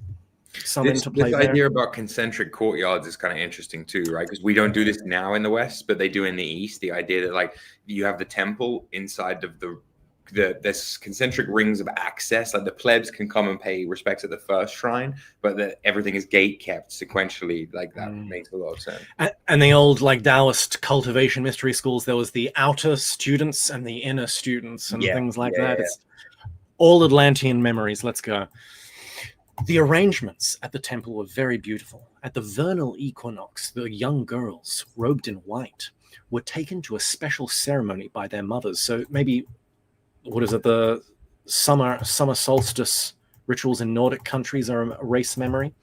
If they were chosen for the temple, they would then be separated from their mothers, but the latter could visit them till they were 14 years old, after which, if they were to be mated to a priest, no more visits were allowed. So when they were 7, they were taken to the temple. Their mums could still visit them, but once 14 years old, then they had to go independent woman, and then it was time to breed. Those who were not so mated were used in a group ritual, which included sacred dancing. Let's go. Okay, all right. Yeah. Atlantean twerking, let's go. These girls were chosen by the priests clairvoyantly, and at 21 years of age, those who were to be mated were handed over to the priests and mated to a priest double of their age, 42 years. So yeah, that's that sexual working. And also the clairvoyantly, there she mentions, but it's like this thing of in Atlantis, the priests had clairvoyance, and that's how they could tell who was who and what it's like Buddhists nowadays being like, this guy's a reincarnation of my master, let's train him in the temple. But it's like they completely kind of lost this faculty late stage Atlantis, and that's also another reason for the fall. So 42 years. This ritual mating differed from the marriage permitted to the priesthood from the ages of 30 to 40 years. So as a priest, you would have a wife, but then there was also like, honey, I got to go and I've got a work wife, basically. There's a temple girl I got to do this working with. That's wild. It's literally, she's just talking about sex magic. Classic Dion Fortune, she's not actually going into like any lewd detail, but it's just like the matter of fact kind of, and actually this, how should we say, older man, younger woman age gap relationship was the dynamic in Plato's time also, right? So it kind of persists. It's not like that weird, really, historically. Yeah. Yeah, in all times, it's always, yeah, goddamn. 40-year-old Epstein's. Now let's go. During the birth of a royal child, so the royalty were the highest, the creme de la creme, a ceremony was held at each stage to ensure the right conditions in spite of astrological influences. That's interesting. She says, in spite of. The royal clan were very numerous. All lived in a large palace, rather like the British Museum in appearance. So that's a kind of a architectural kind of remembrance. They were big steps leading up to, there were big steps leading up to it. It had a large hall and was built about a central courtyard, square in shape. With the big steps, I always think of like you know how some temples, like if you have like lower races or hierarchy, lower people on the hierarchy who are shorter and some are higher, you have the giants and the normal people. You would have some steps that are large and some steps were little. Yeah, and it kind of reminds me of, I'm just going to go full schizo here, but like Anor Londo from Dark Souls, the game Dark Souls. I've seen enough gameplay, but what is that? I feel like that city may be like the architecture, the Japanese. Okay. Yeah, it's a little bit Atlantean. That's just pure me being like schizo. No, but we're saying like giant steps for giant people. Because in Anor Londo, there's like the up to the like the steps where you fight Ornstein and Smough. There's like these giant steps, but there's little steps to the side because there's two kind of races. Yeah, and it's like the Gwyn and his royal family. Gwyn and what is it, Gwendolyn and Guinevere? They're all royals. They're all of a different height, and then there's normal human sizes. Like, it's very, very Atlantean. Now, big steps leading up to it had a large hall and was built about a central courtyard, square in shape. On each side of this courtyard were double cloisters, which held self-contained residences for members of the royal family. The strictest order was kept. The priestly and warrior castes on the topmost level were allowed to intermarry, but they were not very prolific. Indeed, 4 children would have been considered a large family. Okay, so that's interesting. But priests and warriors sometimes bumped uglies, but not always. Records were kept, and great attention was paid to pedigree. This also kind of gives me if you've read Dune, people who've read Dune and know about the Bene Gesserit, this is like Bene Gesserit all over. A eugenic system. It's a eugenics. It's all eugenic system by like A man in high position on the topmost level, for example, the head of a clan, would have his own house, built probably on the same lines as the royal palace. His official position would entitle him to certain concessions, such as a country estate, all the marble he wished from the royal quarries, which he might sell if he chose, and 5,000 or 6,000 slaves. Damn. These last were either remnants of the previous subrace, Lamau, who could not be left unattached, or captives taken in war.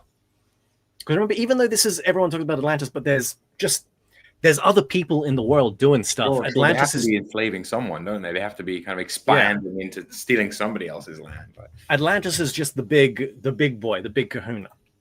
The crown held all the land, and all the national resources were exploited by the crown with slave labor. The good old days. The king was not the highest in the land, being responsible in the land. Sorry, the king was not the highest in the land, being responsible to the priest of the sun. The land was either given to the soldiers in return for military service or used for the endowment of temples and colleges. As a result, those on the topmost tier led a markedly communal life, and there was a strong sense of union among them. Very based. Coinage was not used, but purchases were made by barter. So Atlantis had no coins.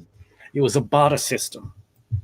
All who lived here by right had a caste mark on their foreheads, made by rubbing into it a small wound, a mixture of blood taken from a priest of a certain degree of initiation, mixed with the juice of wine, of a wine-like plant, a sort of passion flower, which caused the wound to fester and form a small, round-pitted surface. I almost think like the Indian dot, is a remnant of that. Yeah. Very interesting. I love the cast on the forehead as well. It's just like, okay, wow. Because that shows you how present that idea is in that culture. That would never fly. Even in Roman times, you would never have like a delineation like that. It's interesting. Writing was in use, a phonetic alphabet, which is the basis of the present alphabet, at the date of which we are speaking. A great name to revere is Ashura Maya, who lived in the previous generation and in historic times reincarnated as Euclid. Okay, now we're going full. What the fuck? Okay, Dion. So, like, what the fuck? So she's basically going with the golden. There's some mother alphabet which all alphabets descend from. Yeah. Like, you posted something in the Black Lodge actually about the that was interesting. Zodiac alphabet. What was that? That was fucking brilliant. I love that. Yeah. Well, I had seen like because our alphabet comes from the Phoenician. Yeah. But it's like Greek where did and then Phoenician or Latin Greeks and then Phoenician, and it's like that whole kind of thing. And it's like, where did the Phoenicians get them from? And the implication here was if you get the oldest proto-alphabet and then turn everything on its side and then look at old proto symbols for the zodiacal signs, it all matches up. Yeah. So it's like those symbols in the sky were then turned into like the symbol for us. Well, she's basically saying that here as well, which is fascinating. That was the Atlantean alphabet, like, and also that Euclid was an Atlantean. Well, she's basically saying he's an old soul. Like Euclid reincarnated was a reincarnation of this Asura. And Asura Maya doesn't mean any Asura. That just means great lord, I think, or something like that. Right. So the priests were vegetarians. The warriors ate meat, and the lay priests or scribes, who were of the lower grades only, could do as they pleased in the matter. So scribes were kind of priest class, but they didn't have knowledge of the mysteries per se, but they were a necessary kind of, they had a necessary intellection because they needed to be scribes and all that. But it's interesting. The vegetarians and the warriors, the meat eaters, is really carnivores and meat eaters, very interesting. Well, Dion Fortune wrote a book, non-esoteric book, non-fiction book about the soya bean. Really? I swear, because when I heard about it, I thought it was like an esoteric thing, and when I got like a chapter into it, and I realized it was literally just about fucking legumes, I was like, okay, I'm not interested in this. But she was like, she was obsessed with like vegetarianism, and obviously like the idea of how minimal damage, and is it possible to make a tofu like soya kind of, she's, and I don't like telling people this because people think of soy as inherently cringe, and they think of like, and I want people to understand how base Dion Fortune was, but actually soy is not prepared properly. Like there is a way of eating soy to get like lots of nutrition out, but we just make slop basically with it. Yes. But she was just a big proponent of like, against animal suffering and stuff like that. So I just find it fascinating that there's a very interesting. Yeah, there's Pythagoras thought that beans would contain the souls of the dead, right? Like the reincarnated. Yes. There's even a thing in Taoism called like against the grain, that grains have demons in them as well. Oh shit! It's a thing. It's a thing. The 5 grains give 5 demons or something like that. Explains alcohol, to be honest, doesn't it? Like. But there's this thing about vegetarianism kind of increasing psychic power by because meat is carnal, it increases your sexual force, but that makes you more dull to more subtle senses. So by being a vegetarian, it makes you less of a sexual vital Chad, but it refines your psychic capacity. That was the kind of which is exactly what seems to be happening here, by the way. Brahmin priest caste can only be eating the grains kind of thing, but we can feed the meat to the warriors who need it for their vitalism and their libido and their fighting power. Also, I gotta just I'm just saying in chat, was it Axie just mentioned Atlanteans sound like the Melnebians from Elric and Melnibity series. Based. Fucking based. Elric is based. Another fantasy series which everyone should read. An old fantasy series too, so it's not cucked by like wokeness. Right. Now getting back into it, boys. So grades could do as they pleased. In one way, it was a primitive civilization, but very highly evolved esoterically. Yes. So the Atlanteans, in some cases, we would have looked at them with complete contradiction. In some ways, they would seem to us primitive, but in other ways, they would be super advanced beyond us in ways we couldn't imagine. When a child was born, an official came to inspect it, and if it was malformed, it was smothered. Which Sparta, we're going ancient Sparta with it. Okay. We're going ancient. Mothers knew of this, and if their child was thus defective, they borrowed a baby and reared their own surreptitiously, or else sent it to the second tier classic women. Shit! So we got like a surrogacy kind of. It's all eugenics, isn't it? All the way down. Like, okay. But this is interesting. It says send it to the second tier, and this way, inherited knowledge and powerful occult blood filtered down into the lower tier. So remember how the lower tier, if you were a gigachad enough, you could go up. So if someone was malformed, the mother may cast it down and let it be raised in some of the lower tiers. And if that kid, even though they're malformed, they would like breed with some of the lower tiers, some of their occult blood would get into there, and generations down the line, go back up in a few generations. Someone in the lower tier may actually be enough to then become a scribe, and then go up and become a priest eventually. So there was they were very strict on the upper tier, as they had trouble in breeding sufficient for the army. Yes, I mean that's always a perennial problem. Like you breed for an army, and then they go off and die. Like what are you going to do? Yeah. Sometimes people were born on the lower tier who did not really belong there, and it was necessary to promote them to the upper tier. Exactly. So if someone is exceptional, you should acknowledge that. If a man showed signs of capacity, he was initiated into the priesthood or given a post in the army. When a boy was just reaching the age of puberty, in those days 8 or 11 years of age, that means at 11 years of age, he was growing hair and like had a deepened voice. He would be brought to the temple regularly every 3 months and inspected regularly, even every 7 years at the equinoxes.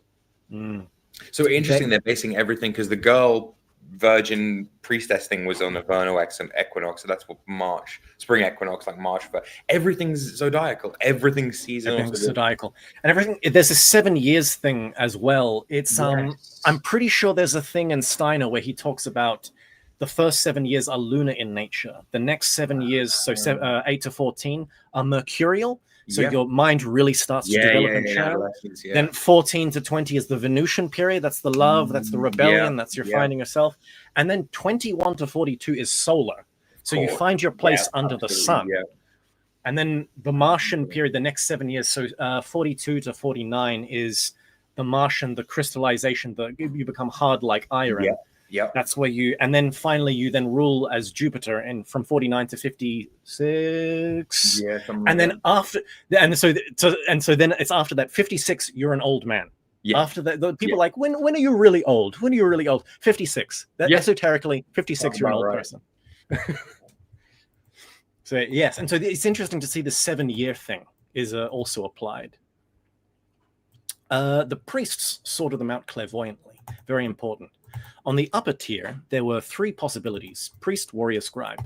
The scribes received the same trainings as the priest up to a point. Then they stopped, and the priests went on. The warriors received special training. So I just want to mention as well, like when Steiner talked about Lemuria and the splitting of the genders, he mentioned the masculine and feminine temples. In the female temple, it's like they were trained to be oracles. It was all clairvoyant exercises. Whereas in the male temple, he said it was all willpower stuff. And a lot of things were about overcoming pain. And I'm like, that's interesting, because in a lot of tribes, when they have like primitive tribes, when they have like an overcoming, coming over, a mature ritual, a coming of age ritual, would be like get stung by a serpent, or stung by like a creature, or even like get a burn an eye out, or burn something, or go through some kind of scarring. It's like there's this pain thing. That was the masculine ritual. That's right. And so it's like these warriors receive this special training. She doesn't go into it, but I would assume there's something to do with like what literally in June, like putting your hand in the box and facing the Gom Jabbar. It's something like that is a warrior Atlantean thing. Girls were usually left in their own homes, except for the few who were picked to be the mothers of priests. They were put in special quarters known as the House of the Virgins, lol, and given special instruction by the chief priest, working in conjunction with the inner planes. So inner planes is this big thing. And this is the thing we don't get in our modern times. In modern times, we're all physical. If there's any connection to the inner planes, it's usually subconscious. It's completely subconscious. It's like, and this was a big thing with Dion Fortune.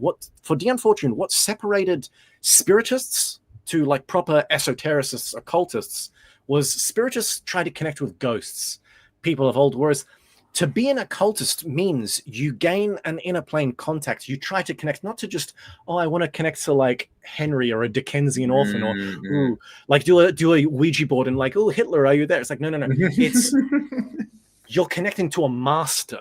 You want to connect to a master. Connect me to Socrates. Connect me to Plato. That was the whole point. And with inner plane contacts, you then draw. It's like you draw from a place on high, and that then goes into your culture. You have not like this painful art where someone's gay and they turn their suffering into art.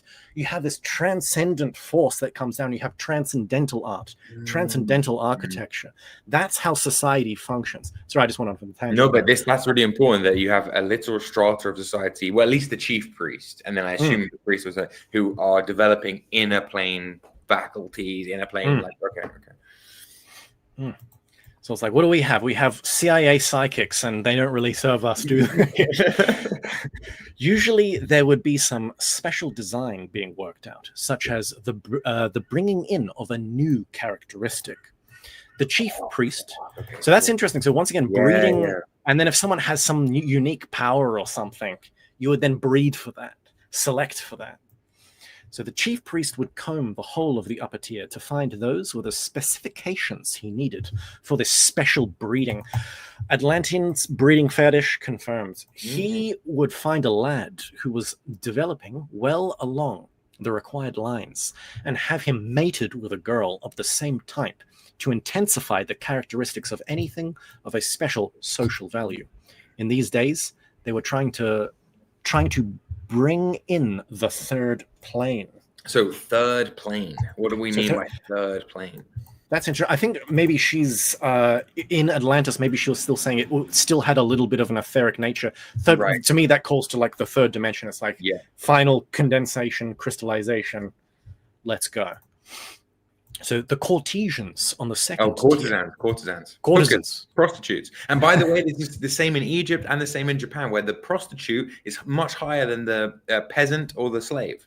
And nobody appreciates it. Posh prostitute is often above merchant in some of the systems. In the just putting it out there. But yeah, sorry, go on. The Cartesian on the second tier were a recognized class following an acknowledged profession. They had their allotted temple day. All crafts belonged to the second tier, and outside it, no one was allowed to learn the craft secrets. Amazing. So I'm just like, amazing. It's like a training school, and they have a day for them. It's like you got to learn the priest craft for giving a good sloppy. What established professions? Builder, laborer, bread maker, hooker. It's mental. Okay. They were very carefully kept. The upper tier. Once again, this is just Bene Gesserit. People who are Dune-pilled, you know exactly. Like the Bene Gesserit had different classes, and some Bene Gesserits were called imprinters, and they would like go into places and like sleep with dudes and imprint on their mind and could just control men. And it's like this is what they were training. This is Atlantean courtesanship. You give sloppy so good that it molds a man's mind and changes the way he thinks. The upper tier would have been quite helpless without them, being unable to even mend a broken weapon. Yeah, so even smiths were very important. So everyone like it seems like there was no generalists. Everyone had a hyper-focused place in their life, a place where they were in society. The second tier alone had tools, and these were considered sacred in a way. Each craft took its tools to the temple once a year to be blessed. The tools were not very elaborate, but were adequate. There were, for example, a sort of trip hammer consisting of a large piece of stone worked by a lever operated by 4 slaves, used rather as a pile driver. The slaves were worked to their limit, then thrown aside and replaced. They were cheap. Cheap slave labor, baby. Generally speaking, the inhabitants of the second tier were craftsmen or merchants. They worked with their hands. They were quite different from those in the upper tier, and they were really a mixed population. Brazil connection confirmed. Wait, there's a class of laborers that just have to dig fucking earth with their hands, and like actually having a tool is quite a big deal. So your tools have to be blessed once a year by the priest, and having a tool gives you some sort of status. I think the slaves were like just not even a caste, but it's like there were craftsmen who crafted things. Got it. Like I actually crafted the blocks, and then they would get the slaves to set it and do all the moving and things like that. Got it. That's what I'm thinking. Because the slaves were cheap and replaceable, but these guys seem to be important in the second tier. They were quite different from those on the upper tier. Yeah, that mixed population, Brazil, the result of cross-breeding between slaves. Oh, some people were getting jiggy with it. Have you seen online? Sorry. No, I just there's this, you can get a reading of it. There's ancient Assyrian codex that they found and they translated, and it's an ancient Assyrian lord talking to his son. And it's like a message he's left for his son, and it's advice from like a dad to his son from ancient Assyria. I have, and he's complaining about But there's one bit in it where he's like, my son, never sleep with any of the slave girls because, and he's like, they'll manipulate you, they'll become bitchy, and it's like, and he goes through this whole thing, and I'm like, clearly these Atlanteans did not get the memo. Breeding with slaves. So funny, that age-old wisdom, just like, I love that. But yeah, someone find that and post it in chat. I know exactly what you're talking about, the codex as well. There's a bit in there where he's like complaining about the youth of the day that people reference it very often. Yeah. I listened to it ages ago. What is it? The ancient recitation or something? But it's like that stood out to me because I was just like, I was not expecting it. Yes, a man in the upper tier, slave girl. No, sorry, here we are. There were captives with very mixed blood who added to the variety.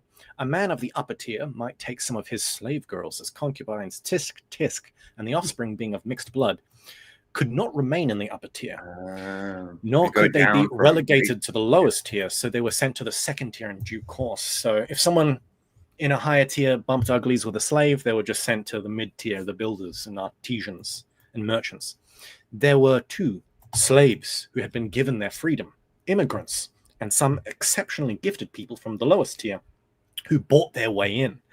None on the second tier could own land because they could not bear arms. So that's interesting. So you got, even though there's this strict hierarchy, there's all this bendy, like some were immigrants, some earned freedom, there's a lot of variety. Even though on the outset there's this basic stratification, in practice there was a lot of variety and almost cosmopolitan. I struggle to say multicultural, but definitely a cosmopolitan, because it wasn't multicultural, it was Atlantean culture. Yeah, no, definitely like Rome, right? Where you have you're taking over all these other peoples, and you have to find a way of subsuming them in. And they seem to have a really clear delineation of they breed them in kind of slowly over time. Makes sense. So on the third tier, all were slaves, or those who, owing to laziness, disease, or criminal character, were expelled from the second tier. Oof. So for being lazy, you just get sent, you're a slave now. Hardly to be compared with a modern ape. Oof. All manual labor was performed by those of this tier. Yeah, so the manual labor was the slave tier. Right. None of the upper tier would carry anything save a weapon or a scroll. On the second tier were craftsmen and merchants.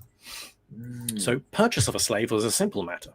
The new owner would put a hook on his collar and lead him off to a magistrate to have his name cut on the collar, in addition to that of the previous owner, which was then cancelled by affixing the government stamp, the broad arrow. That's interesting. So an arrow is a symbol of a government symbol of Atlantis. All slaves were branded on the chest, with a hot iron. Their skin was like leather, and they made no fuss. So they just got branded and just took it like Chads.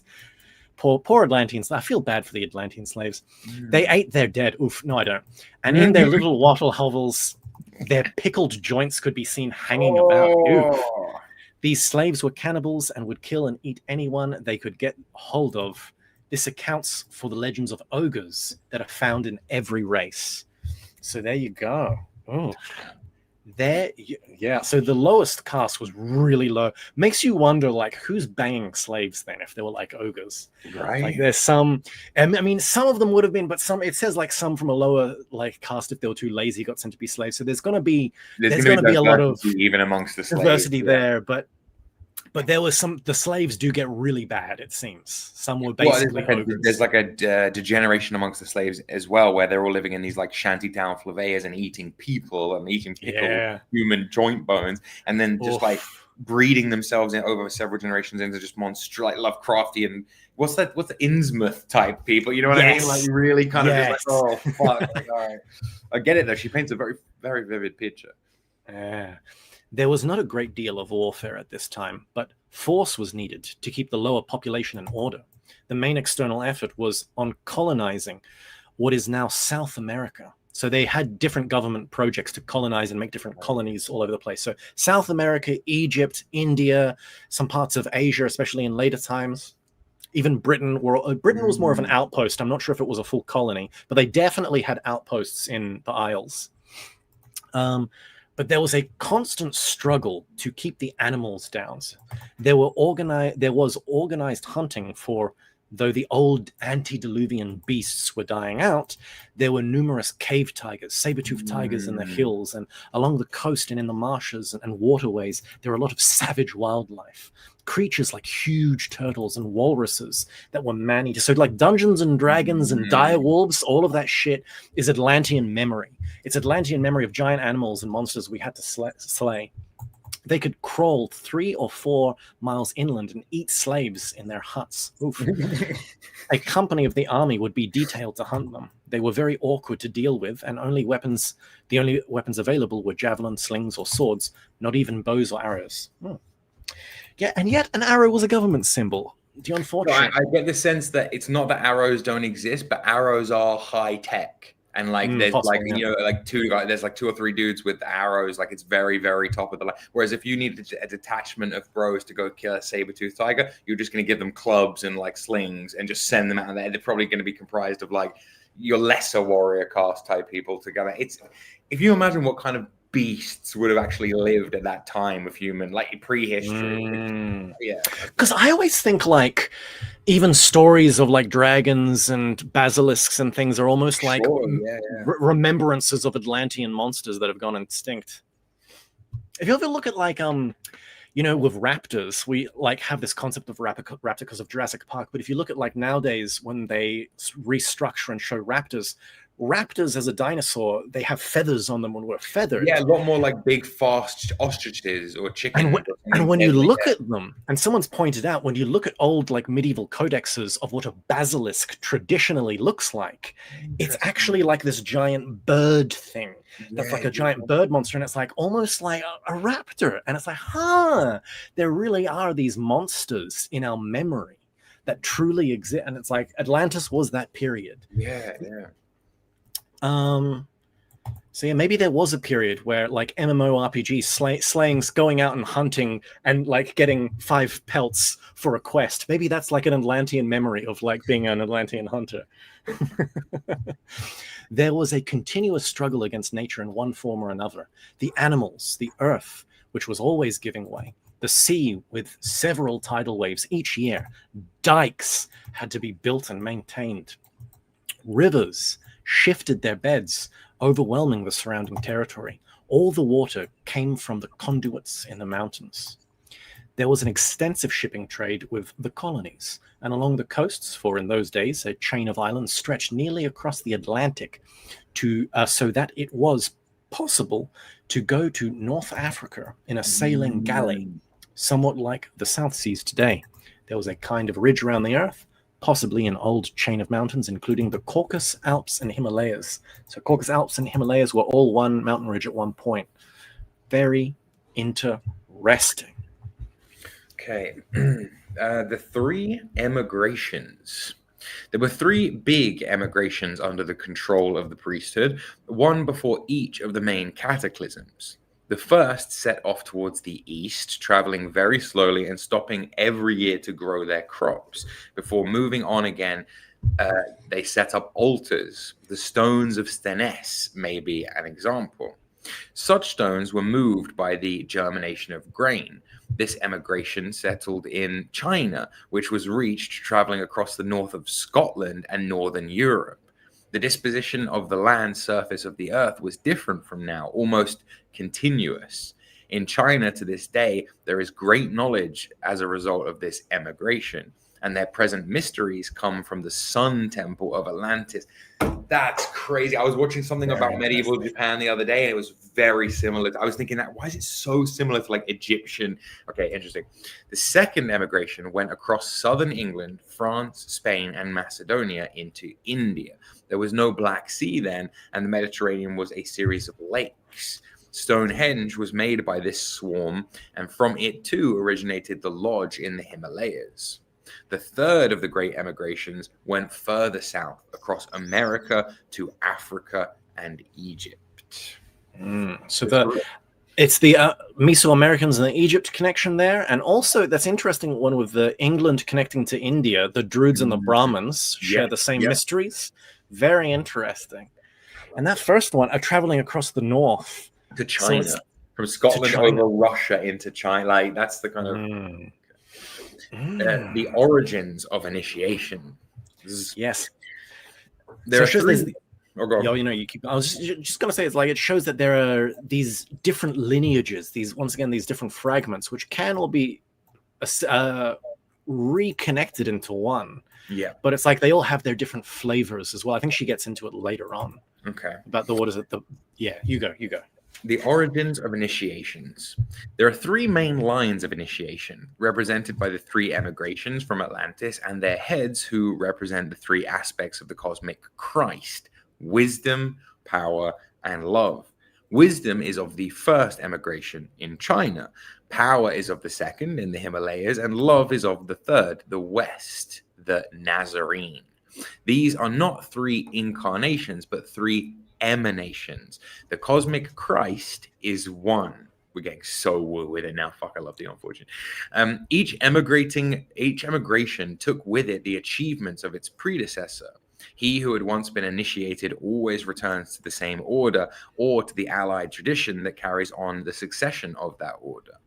In very truth, there are unbroken lines of apostolic succession from Hierophant to Neophyte, stretching back to the foundation of the Temple of the Sun in Atlantis and the first Manu who lived among men.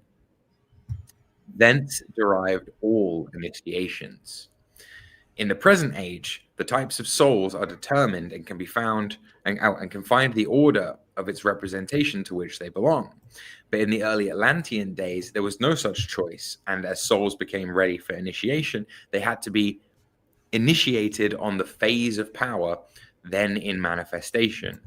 In the Western tradition are the souls who took initiation after the second emigration and had been sent out, and they were initiated under that aspect of the force which expressed itself through Jesus the Christ.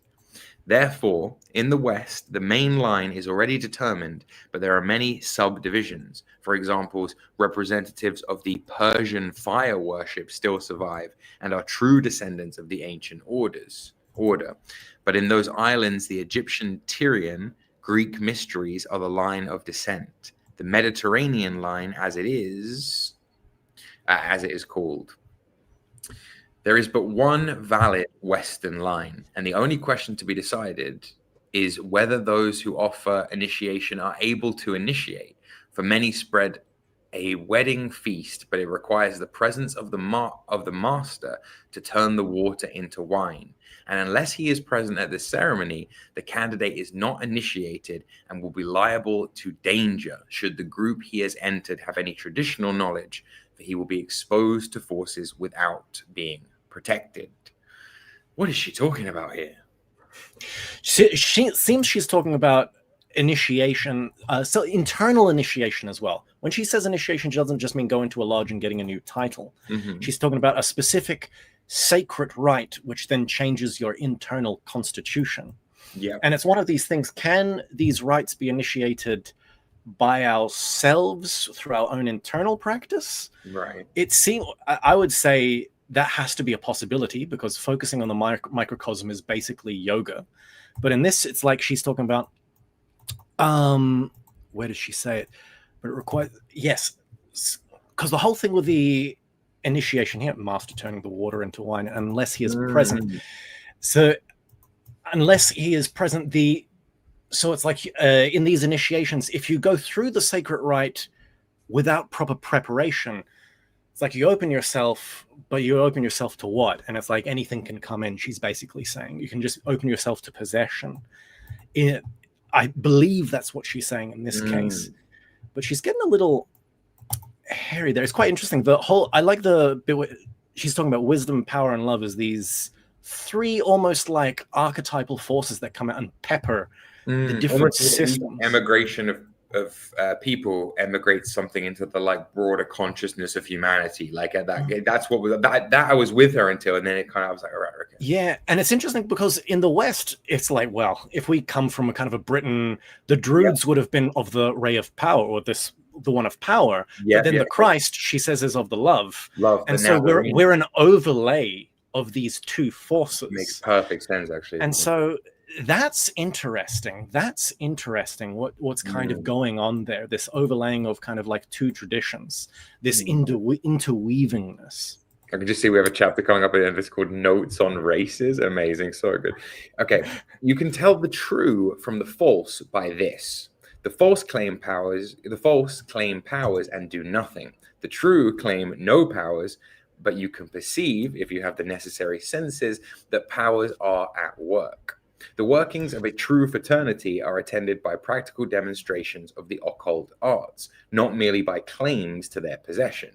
The workings of false groups are attended by boasting and rumor, but the sun ever remains below the horizon, and it is always in the degree ahead that you are promised results. But in the true occultism, each degree has its powers, and practical results should be shown before you advance to the next. Genuine occultists are not vague and elusive. They state, quote, such and such things are, unquote. And if you have clairvoyant sight, you will see that they speak truly. They say, do this and do that, and you will get these and those results. And again, they speak for the occultism as an exact science. The majority, however, have not clairvoyant sight, for they have senses which tell them there is power, and their physical constitution will often record this by acceleration of heartbeat, change in bodily temperature, and similar signs for which reason indeed those poor in health should not attend intense meetings. And above all is the great developing sense of the higher progress, intuition, which in time the initiate develops more and more. An unenlightened instructor tells his students about the properties of things, but an enlightened instructor shows his students the properties of things, and no one can be properly said to possess a knowledge of occultism unless he can apply it. Can work magic, as it is called, though this is not taught practically before the highest grades are attained by the aspirant, so that he may work with spiritual understanding and safety to himself and others.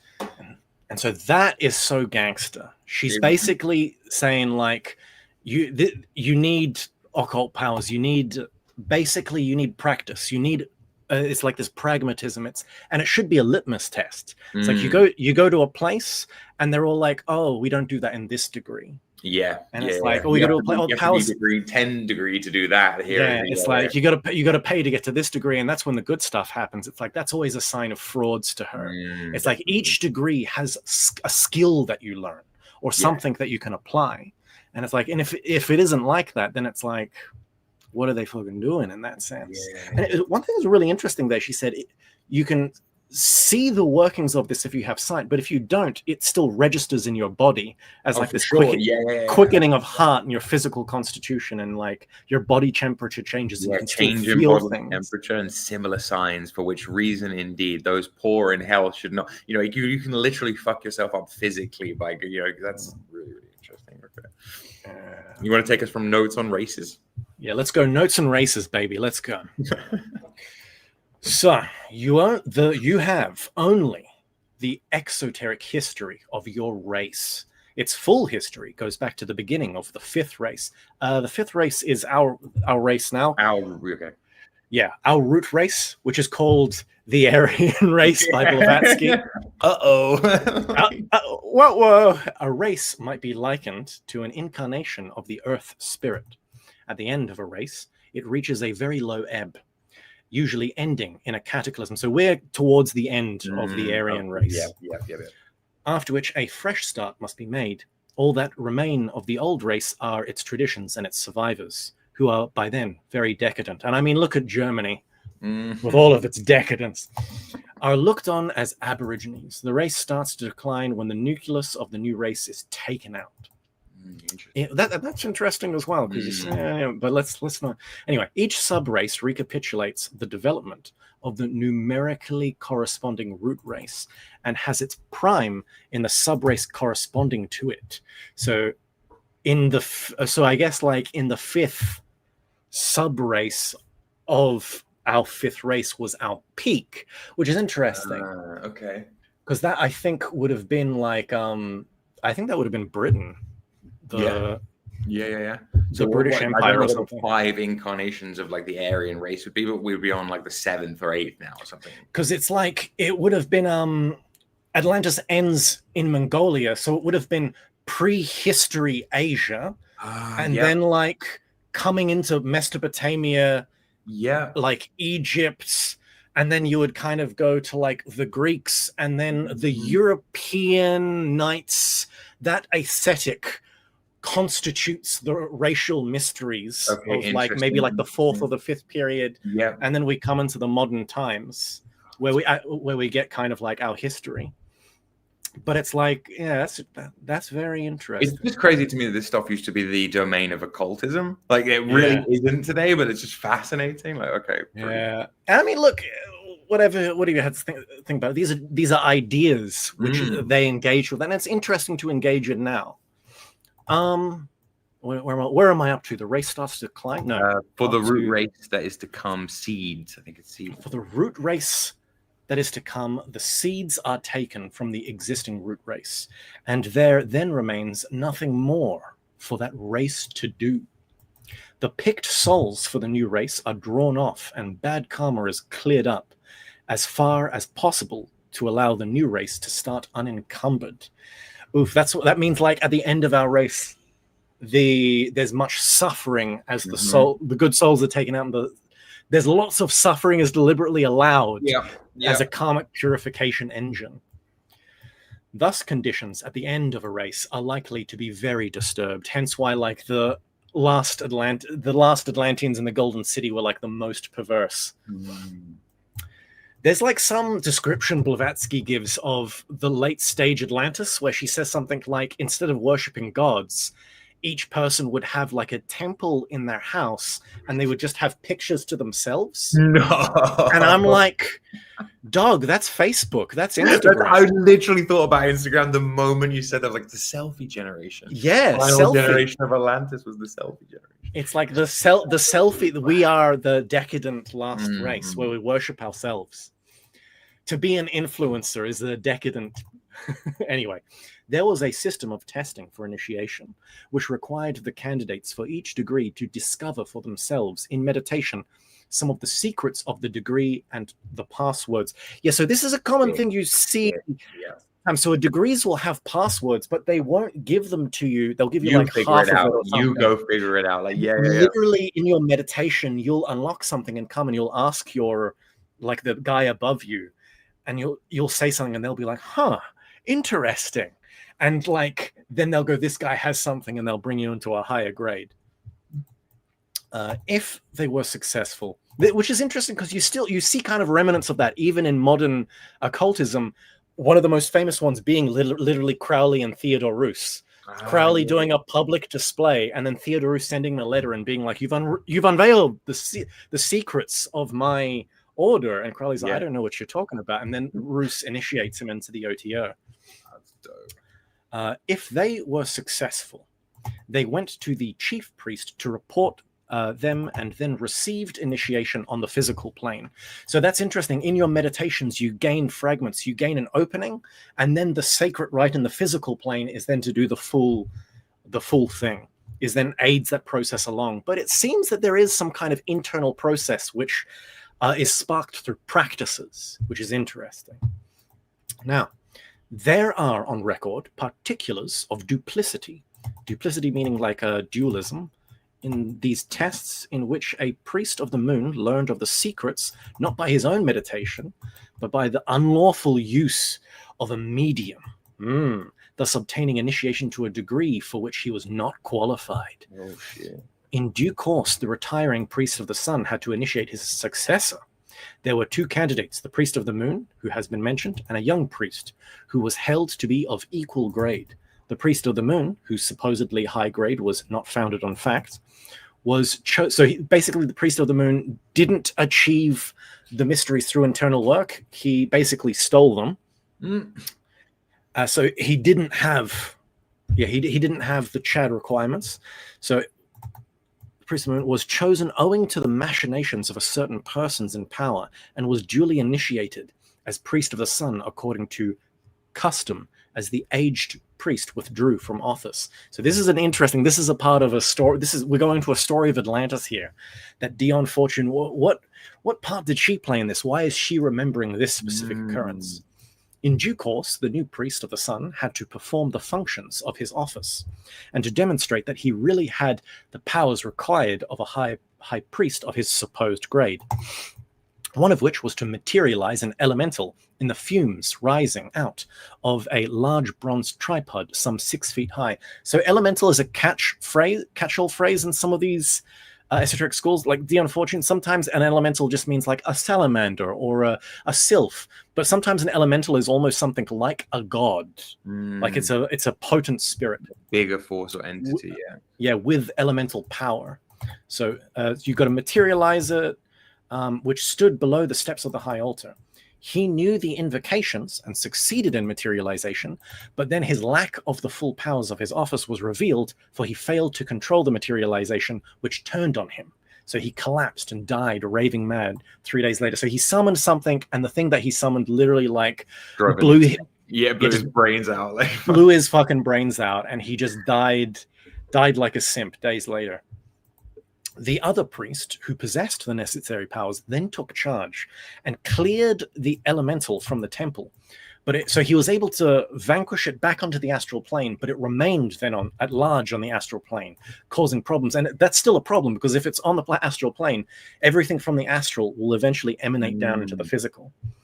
So the young priest was duly installed into the office of High Priest of the Sun, but it was not possible to provide him with a suitable priestess as a mate, since she who had been specially trained to fill the part could not be used, because she turned out to be the medium through whom the secrets had been wrongfully gained by the priest who had died as the result. So here the story unfolds. One of the priestesses had the hots for the priest of the moon, and she wanted him to take that spot so that she could do the sex magic with him and they could be templed together. But he wasn't Chad enough, and so he basically got one-shotted by an elemental spirit. And then the actual guy who got put in was strong enough, but because she was clearly corrupt, they couldn't use her. So he had to go solo, and because he couldn't be boosted by sex magic now, he's going to be a little bit lacking. So the elemental forces consequently were beyond the control of the priest of the sun, there being no suitable polarity. So he needed the sexual polarity, but because he's an incel, he's a volcel now, and his work was hampered, and inner plane plans could not be put into practice. The elemental, banished in Atlantis to the astral plane, continued its existence there and made trouble for the priest who had materialized but failed to control it. Finally, it was sought out and destroyed. So finally it was destroyed, but in the destruction, it turned on the priest with such a tremendous force as to cause the complete collapse, followed by illness. So even the Chad priest, because he lacks the polarity, he died taking it down. Now, quick question. She refers earlier to herself, what is clearly herself, as the child when she's referring to memories. Do we think there's a chance that she could be like inserting herself into this, or do we think it's going to become clearer later who like she might be?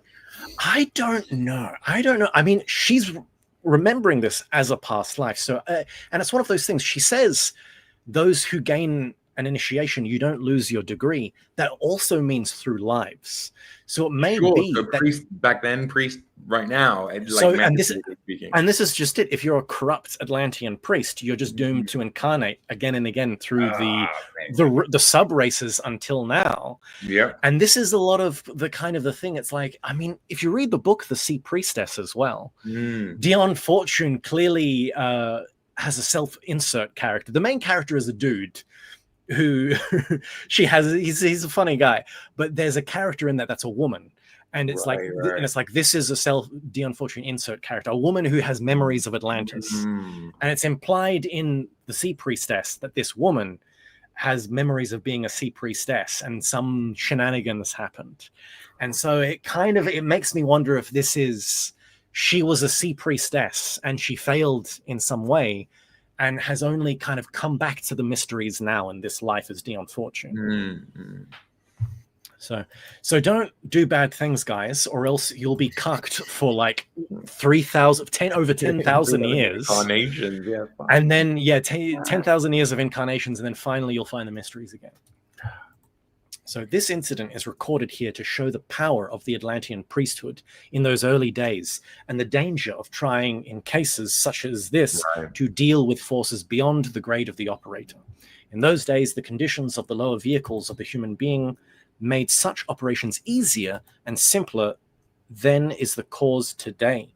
So lower vehicles being physical and etheric, but materializations are still to be seen from such time, though the power that causes them is usually on the inner planes. So back in the day, the Atlanteans had such physical and etheric vitality that they could materialize elementals much easier.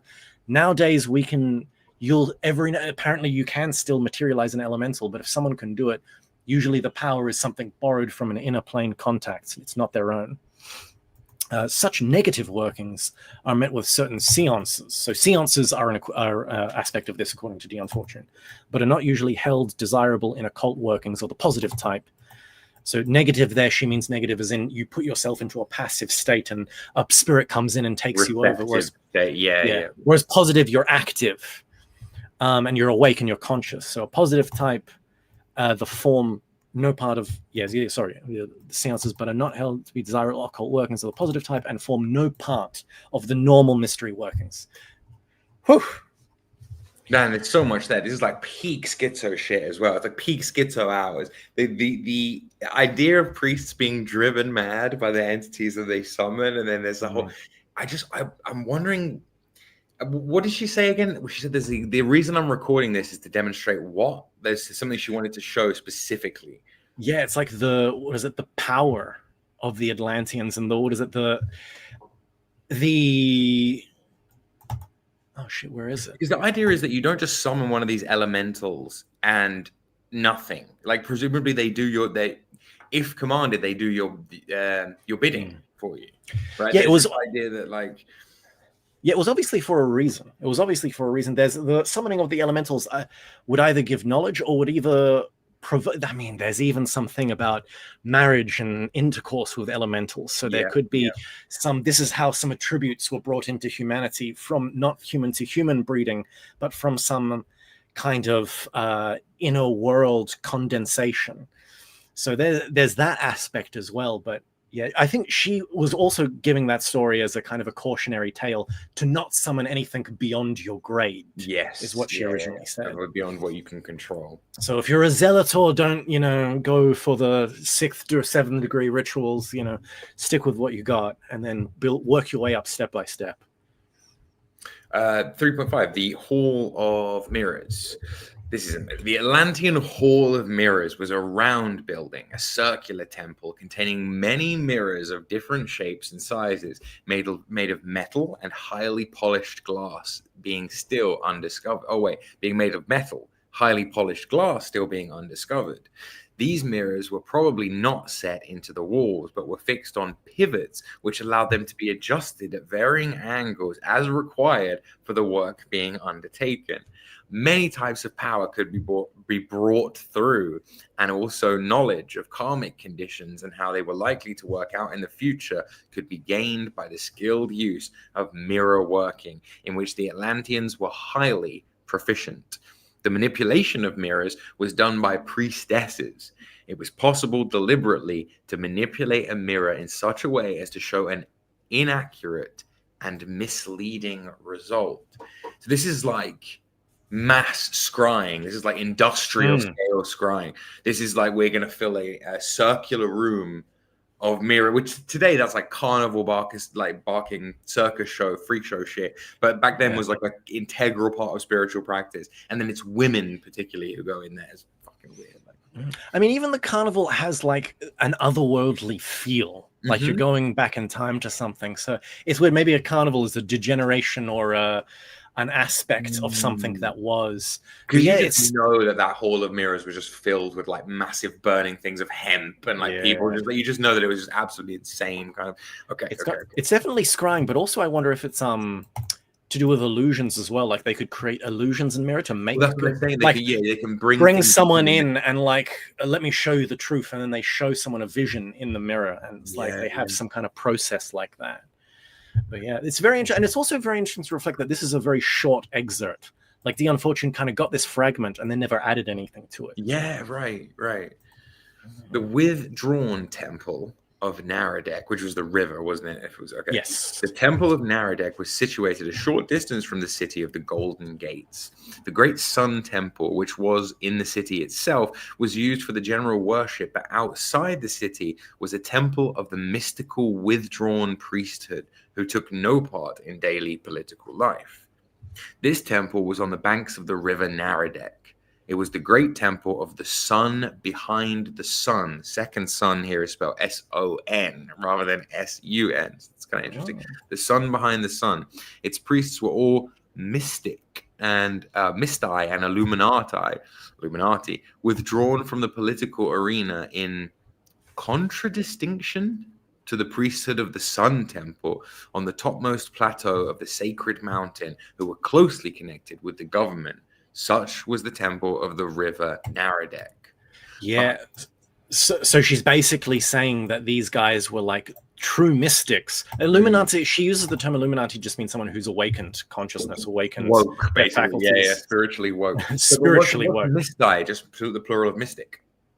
Yeah, or like an individual who is a mystic. Right. The she's using that fancy term, but it's interesting. And they have nothing to do with politics, whereas the Sun Temple would get very involved in daily minutiae politics and manipulating the royal family, maybe, and things like that. That's what's interesting. Behind the city of the Golden Gates was a mountainous hinterland. The mountain range can be parallel to the coast and a fluvial plain that had been formed between the mountains and the sea. It was not much above sea level and was frequently inundated. It had originally been a salt marsh. So specific. Like the river Naradek came from a sacred lake on the plateau of the mountain range in the background, through great gorges and across the plain in a very serpentine course. As it drew near to the coast, it ran parallel to it for some distance, with a narrow strip of land between it and the sea. And then it flowed into a broad estuary with sandbanks through which ran a central channel. Thus, the river was tidal for part of its course. The near coast was dangerous on account of the wildlife lurking there. The city of the Golden Gate stood on either side of the estuary. It was, in fact, about the only piece of high and stable land in the plain where there was an old volcano, well clear of the main range of the mountains. This volcano had blown its cone off in ancient times, and the whole of the upper plateau had weathered flat in the course of time. 2/3 of the way down the ledge ran around the mountain.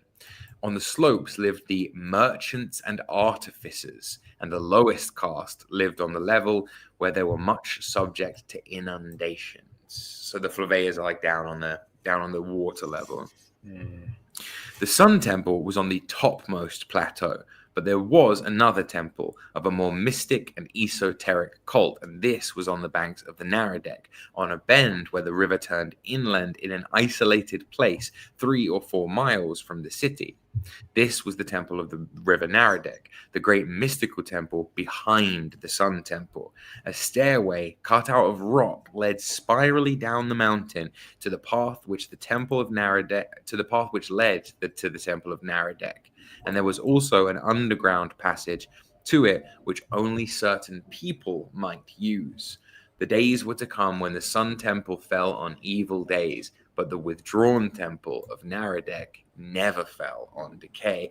Civil war, schizo-religious, spiritual civil war in Atlantis. Okay. Mm-hmm.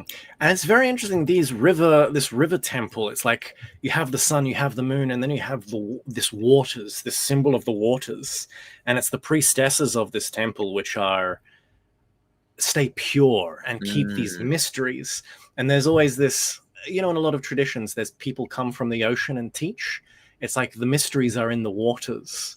There's just something interesting, some symbology there, which I just find it's crazy how I'm like seeing mentally, like imagery wise, I'm seeing this path that leads to this place. And it's like she's writing from obviously what isn't like first-hand experience in this lifetime anyway, but it's so fucking clear. It's like crystal clear. It's crazy. The hinterland. Okay. Shall I do this one as well? Yeah, you want to take this one as well? Yeah, I'll do just a little one. The hinterland. The continent of Atlantis underwent a series of cataclysms. Behind the coastal belt of the range of mountains shielded a plateau behind which there were level lands. Up there on the plateau were the remnants of the very earliest Atlantean beings, and it was a sacred place. Tradition said that there had been a temple there, and that the remains of the ancient Atlantean civilization were below the surface of the lake. This lake was formed by the drainage from the central plateau, which was shaped like a shallow saucer, and since rainfall exceeded evaporation, it gradually extended its bounds. From the point of view of history, it is doubtful that there ever was a civilization there, as the mountain range was actively volcanic. But the people of Atlantis looked to this high, uninhabited place as the source and root of their mystery tradition. Hermits used to retire to this higher plateau and build themselves huts or cells, since it was considered to be a great power center. In a later age, when Atlantis was in its decline, an organized group of hermits on monastic lines with its own temple grew up there, consisting of the, quote, more spiritually minded men. But the organized worship continued to take place in the great sun temple of the city of the Golden Gate, while the mystical priesthood lived in the Naradek temple away from the coast. The solitaries on the plateau were more or less schismatics who withdrew from a civilization that they could not mend. So when civilization degenerates, all the initiates just kind of go to the outside, the outskirts. Yeah. And they it's this like hermetic, how do you say, like abandoning of society, that they go back to the old places that are considered sacred in the tradition. Man, the Sun Temple must have been pretty fucking corrupt then, eh? Like that's the impression that I'm getting, that it's just like, yeah. I remember, one guy talking about like Buddhist temples getting corrupt. Yeah, because you think of like Buddhist temples, everyone's nice, and it's like, no, there's temples. It's like they're going to have internal politics. Yeah. And one guy, he was a Westerner, and he had a lot of Eastern friends, and he was like, yeah, I want to become a Buddhist monk. And one of his friends just looked at him and said, a monk is merely a corpse in a robe. A corpse in saffron. And he was just like, study the text and just do your own work. Yeah. Study the text and I was like, oof. Corpse in saffron goes unfathomably hard. Like that's I was like, damn. I'll take this one. 3.8. Religion, Atlantean religion. Let's go. So the important aspect in Atlantis was not so much great knowledge as a very intensive training. The highly trained priesthood obeyed instructions coming to them from a higher plane. The knowledge was on the inner planes, not in the Atlantean priesthood. So that means their knowledge can never truly be lost, and we can access that knowledge once again. The work of the seers was done in the temple outside the city, the temple of Naradek, which was also called the Sea Temple, with sea priestesses, dare I say.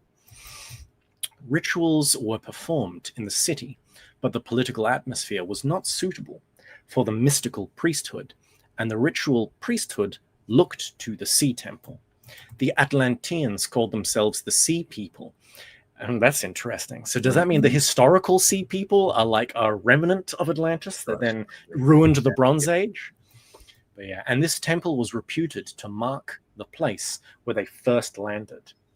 The ruling caste of Atlantis originally came from Lemuria, the priestly clan of the sacred blood. They were of a different breed and of a different stamp from the common people. And the sea cult senior to the sun cult. The sun worship was the outer aspect. It was a national religion, a magical religious cult. So maybe Mithraism is like a remnant of Atlantis' sun cult. Yeah, solar worship. It is to be remembered there were deep esoteric aspects concealed from the general view. But there was also a sea worship, which was for the seers and mystics, and into which the monarch and the immediate members of the royal family were initiated. There was an inner group in the hierarchy who were initiated into the sea mysteries and who formed the inner nucleus of the Atlantean sun religion. They were the seers as distinguished from the magicians of the sun cult. The scribes and warriors, the inhabitants of the topmost plateau of the mountain, were initiates of the sun cult in various grades. The merchants and artificers, dwellers of the second level, were not initiates into the sun cult, but worshipped Theret. I looked up Theret, but I forgot what it meant. Worship. How do you spell it? It's just T-E-H-E-R-A-T. Theret. At that place, that's right. They worshipped at that place. So they did worship at the sun, at the temples, but they weren't necessarily initiated into the inner traditions. It's kind of like someone who's not baptized as a Catholic, but they still go to a church and they can't take communion, but they go into the church. Symbolically. There was an Aboriginal breed of a much lower type who formed a slave population in the town, a gypsy population in the country. Gypsies, Atlantean remnants confirmed. These worshipped the earth gods and did not share the sun cult. So the lowest castes worshipped the earth gods, some nature worship, and then there was the high caste worships the sun, and then there was the secret caste that worshipped the sea. Or the waters. The mysteries, yeah. And the waters are interesting. And the sun mysteries. Because the waters are also reflective, like that hall of mirrors. There's a reflection, something about reflection, something about seeing. And the moon and femininity comes more in this kind of like sea temple. The sun. It's interesting how you said that there were the moon priest and the sun priest are both men, but the moon temple seems more feminine, like in its orientation. But interesting. The priests of the sun cult were magicians and psychics up to a point, but the higher spiritual seership was found only in the initiates of the sea cult, and it was they who were the real directing influence in Atlantean affairs. But they never dealt in politics, but only in broad spiritual principles of national life. Once again, people who are June-pilled, this is Bene Gesserit stuff. Bene Gesserit all the way. They never furnished priests for the ritual work in the temples, but they supplied the priestesses to be used as seeresses and pythonesses, and they had small groups of priestesses trained in the sea temple. In all the temples and the ritual, priests depended on them for their high seership. Such priestesses were under general direction of the high priest of the sun cult, being appointed to serve him, but they were only on loan, as it were, from the sea temple, and always remained under its protection. If the priesthood of the sun did not follow the guidance of the seeress at one of their temples, she would wrap herself in her hooded cloak and go back to the sea temple, and none dared stop her. It was considered a terrible stigma on a temple if this happened. Also, a priesthood of the sea temple might recall the seeress from a recalcitrant temple, and such an action broke that temple's contacts. So this is interesting. This is the this kind of hierarchy. The sea priestesses were gigachads. Officially, to an outsider, the sun priest had more authority, and the sea priestess was supposed to follow the authority of the sun priest.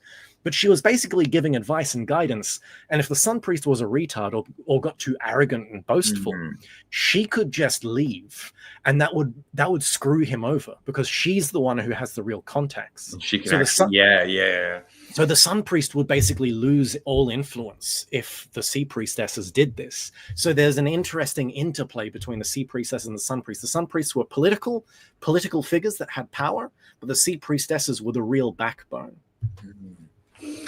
The priest kings. The monarch received instruction on spiritual principles from the high priest of the Sun Temple, who in his turn got his material from the inner planes of the source of the seeresses. The functions of the priesthood and the head of the executive were thus quite distinct from the continuance of this practice.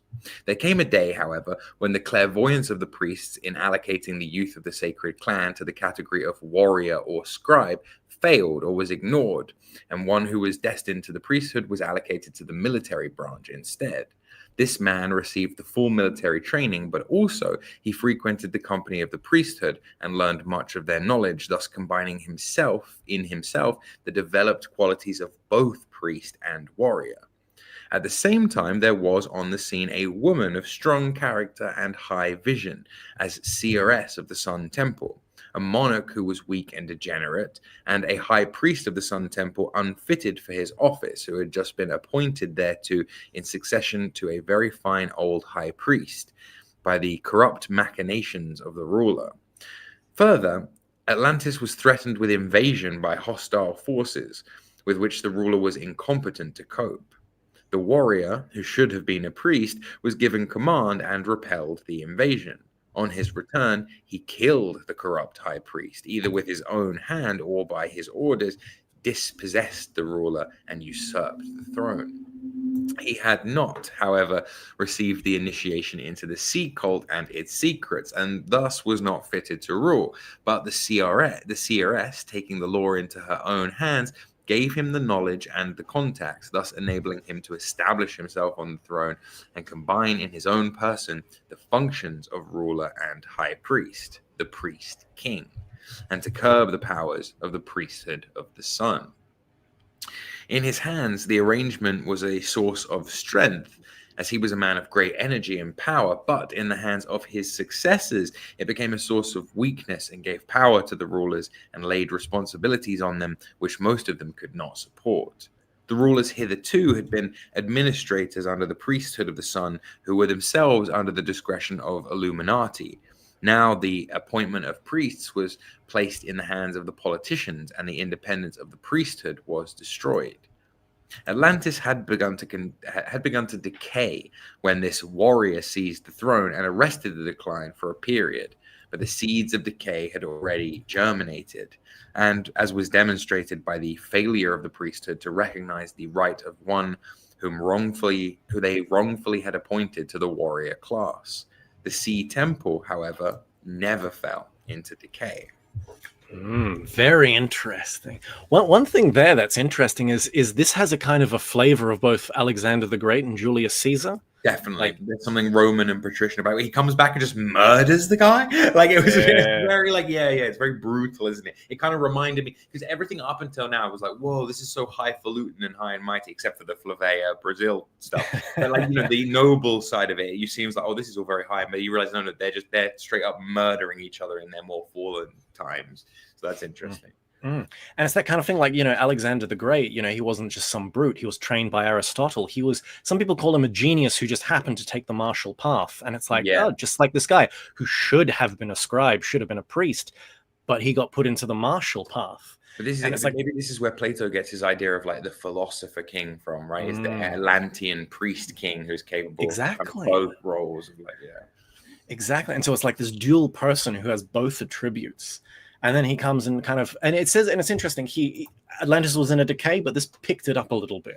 This picked it up, and so it kind of reminds me of that's why I said Julius Caesar, like the decay of Rome, and then Julius Caesar picked it up, made it an empire, and it was able to perpetuate a little longer. And so it's very interesting that it's like Rome was a recurrence of Atlantis, the tragedy. Yeah. Is it my turn to read now? Notes on visualizing? Yeah, go for it.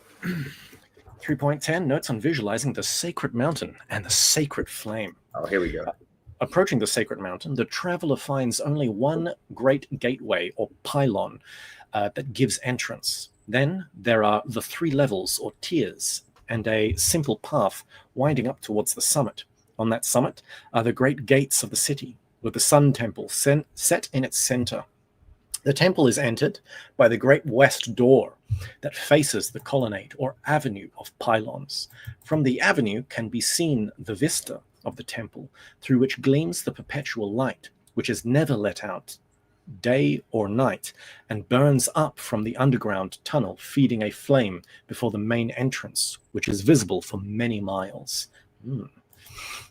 An initiate is appointed to watch and tend the flame, either its light in the upper part of the temple or in its secret shrine, through which may pass none but the priesthood of the initiate appointed to tend the flame in its innermost recesses. Sorry to just like stop here. When I was reading this through again before the stream, this bit reminded me heaps of, did you see the Robert Pattinson, William Dafoe movie, The Lighthouse? Yes, with the yes. So it's like the guy's tending the flame, and it's like, I want to see what's in the light tower. No, you don't deserve to see what's in the light tower. Earn that. Yeah, right. And the whole kind of movie having this pagan undertone with mermaids and this kind of thing. It's like, and the sea, she's talking about the sea priestesses of Atlantis, and it's just, I got massive vibes from that movie. I can totally see what you mean. Anyway, sorry, let me just keep going here. The office of the Guardian of the Flame was not specifically sacerdotal, but called for unimpeachable trustworthiness. It was observation of this flame that the approaching disasters were foreseen. Pyromancy, mate. The flame in the tunnel was associated with the great inner plane being who first led Atlantis to the knowledge of the concrete life and the pursuit of science based on electricity and solar magic, as well as knowledge of the heavenly bodies. So at some point, they gained knowledge of electricity from an inner plane being. This great Manu is again at work in the age of Aquarius, and the Atlantean contacts are of great value for Aquarians, since the age of Aquarius is the age of Atlantis on a higher arc of the spiritual spiral evolution. The great Manu may be invoked as the guide and builder of the new Atlantis, and even now, those who shall carry on after the new age is started and being similar. Let me just explain who the great Manu is. I was about to say, when I started reading this, I said Manus, because I thought it was someone's name. Who is a Manu? They're a name of a leader, or what was a Manu? Yeah, so she's clearly getting this from Blavatsky. So Blavatsky's idea is the survival of the deluge. Yeah. Is because you know how we have all the names like Noah or what is it? There's in the Epic of Gilgamesh. There's a flood. In Greek, it's Deucalion. In India, in the Hindu scriptures, when their flood happens, there's a guy called Manu Vaivasvata, and so Blavatsky got that, and she uses the Manu Vaivasvata or Manu as a catch-all term, as a title for Manu, when there's a cataclysm, there's a guy who gets, or the great initiate who gets the initiates together and saves the core of the race. And so in Lemuria, the Manu took the seed of the Lemurians and started the new Atlantean race. And then at the death of the Atlanteans, the Manu of Atlantis started the Aryan race. She's just using Blavatsky's term. So there's this archetype, there's this idea of the great Manu that can be invoked in this Aeon, this coming Aquarian Aeon, to kind of guide us through to the new. That's fascinating. Yeah, so there's an avatar of Aquarius, basically. A Maitreya Buddha who we can hopefully contact in the inner planes, and he can help a brother out. Just needs some sex magic. All right, we got it. Okay. Notes on the magical workings in Atlantis. Okay, this is dope. In the Sun Temple, all the rays of force that played upon the Earth met, and on account of the physical structure of the world at that date, the Earth, the waters, and the Moon were much more closely interrelated than now. And the volcanic flame, the solar fire, and the stellar rays were a great deal more perceptible in their action on the physical plane. Sun, wind, sea, and earth made the fourfold base of Atlantean mysticism. The two former being considered as positive, the two latter considered as negative. It's exactly the same now, right? Fire, air, water, earth. Similarly, the plane of the concrete mind of which the use was beginning then to be developed was still linked with the astral plane, as earth and sea were interlinked. Humanity was in constant communication with the inner planes, for these were still fused with the outer planes. The most powerful of the Atlantean magic worked through the magical mating, which term covered a far wider range than is generally understood, with which mating, as understood today, bears only a small comparison. The Atlantean magical mating included not only that of the planes of form to provide a suitable vehicle for the incarnation of a force, but also a strange relationship on the inner planes, which resulted in the birth of entities for ensoulment by certain forces. As long as these powers were used for holy purposes, all went well, but it is not difficult to imagine the disorder and disaster that would come from their abuse, as in fact occurred later. So this is like, we hear stories of people being taken by fairy folk and like living a time in the fairy realm and having a wife in the fairy realm and stuff. It's like, that's what the Atlanteans did. They banged elementals. To make new elementals and all sorts of fucking, okay. Notes on stellar forces. Should I crack on? Yeah, you go. The stellar work was done in a side chapel, as it were, of the Sun Temple, which was along the passage and down some steps from the great image of the sun in the temple. This chapel held a very strange type of force, swift, strong, and deadly, or beneficial according to its use. The force had, in fact, many analogies with the present-day radium. Crazy. During special magical operations, the rays from the star or planet selected would be focused on a priest and priestess working together. The science of the... Can I just ask, what is it about the radium? Isn't there some conspiracy nowadays that things used to be made from radium and that's actually like a good thing? That it doesn't give you cancer and that it's actually they're hiding. Yeah, there is. I've seen. I know what you're talking about. Yeah. No, I just thought I'd mention that. Sorry. No, what I loved about that passage just then was the whole thing of like, we're going to channel the rays, the stellar rays of, like, say, the planet that we're working with, and we're going to put them on a particular priest and priestess, and then they're going to bang, and then that's going to be like that. It really shows you like the actual workings of the. Okay, where would we get to working together? The science of the stars and the use of their forces was in no way to be compared only with modern astrology, even astrology rightly understood. It was a kind of pre-Ashka, the basis for much of the higher magical work, especially for telepathy, auric forces, and image building. In those days, the moon was practically one with the earth, or had only recently ceased to be so. The moon's tides and currents were far more obvious than now in their action on physical life. There was some mind in the adepts, at least, but it was not so concentrated in the brain, but worked through all the centers. The stellar power influenced the ego and the will, and thus its abuse produced the directest consequences. In the magical workings, a stellar entity was born which was used for certain purposes. The planet Venus probably bore the same relation to Earth in those days as the moon does now. The great Venetian flame was a very real thing, not merely an expression. The stellar forces will again come into use in the Aquarian age, but on a higher arc, and this time will have more effect on the personality. The Atlantean science of the stars dealt not only with the more esoteric aspects of astrology and the laws of evolution, but also had reference to the zodiac, of which the contact is in Hokma, the father of the stars. This star contact of Hokma compares with the sea contact of Bina, and these two Sephiroth together have provided the positive and negative aspects of the basic teachings of the mystery from Atlantis until the present day. Their archetypes are the bright adept and the dark adept, respectfully, Merlin being the British racial aspect of the former of the bright adept. So she's just saying that Merlin was a dark adept. That's interesting. She's saying, wait, no, it's the former, right? Bright adept or dark adept. Oh, sorry, former. Yeah, latter comes later. So he's a bright adept, basically. Yeah. So I guess Morgan Le Fay would be the dark adept. Yeah, it's good. Actually, back on.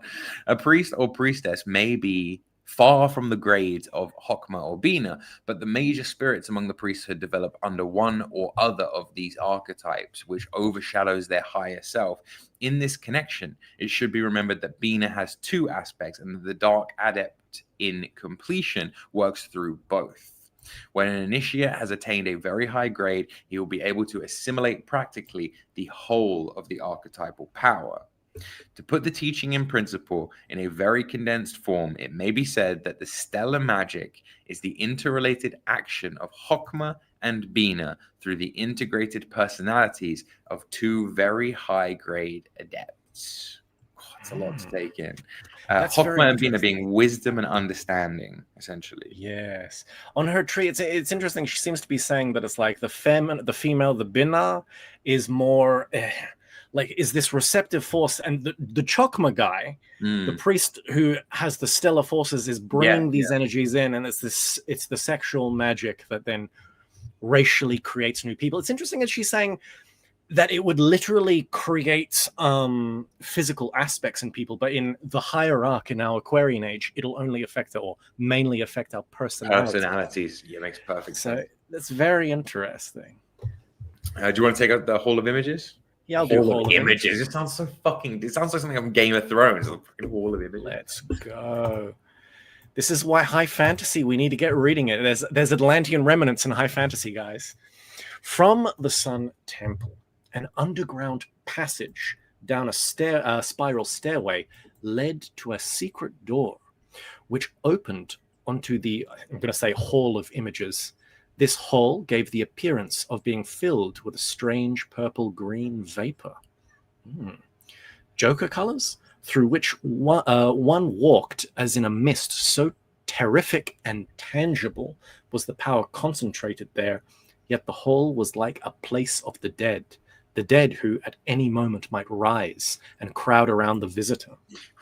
This is such trippy imagery. The stairway that leads to a secret door, and then there's a hall, a ball of image, which opened on a ball of images. I think that may be either a typo, or when you say ball, you mean like a ball, like when people go to the ball room of so it's like so. Okay, so let's just assume a massive room full of images, and there's strange purple and green smoke, like vapor. Yeah, that's interesting. That's where maybe they got some hashisha burning and some incense. It's going to be way more than hashisha, given what we know about the Eleusinian mysteries and the Kaikion or whatever it was that they were drinking, which is like a polythronic cocktail of like wine and ergot and all these crazy.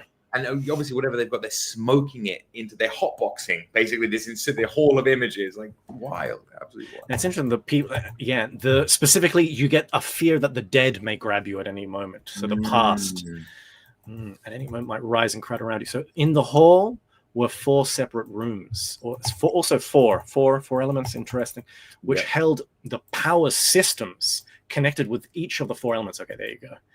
The power system, this is so high fantasy. The power system, baby, of water was controlled by a certain vibration of sound. The Atlanteans being skilled in the knowledge of the use of sound and of its production. This is like very Gurdjieff here, him talking about sound, like some of the Atlantean technology that has been remembered by us is actually the sound music theory. Right. The water chamber in the Hall of Images was guarded by an elemental sentinel, and the suction near it was almost unbearable.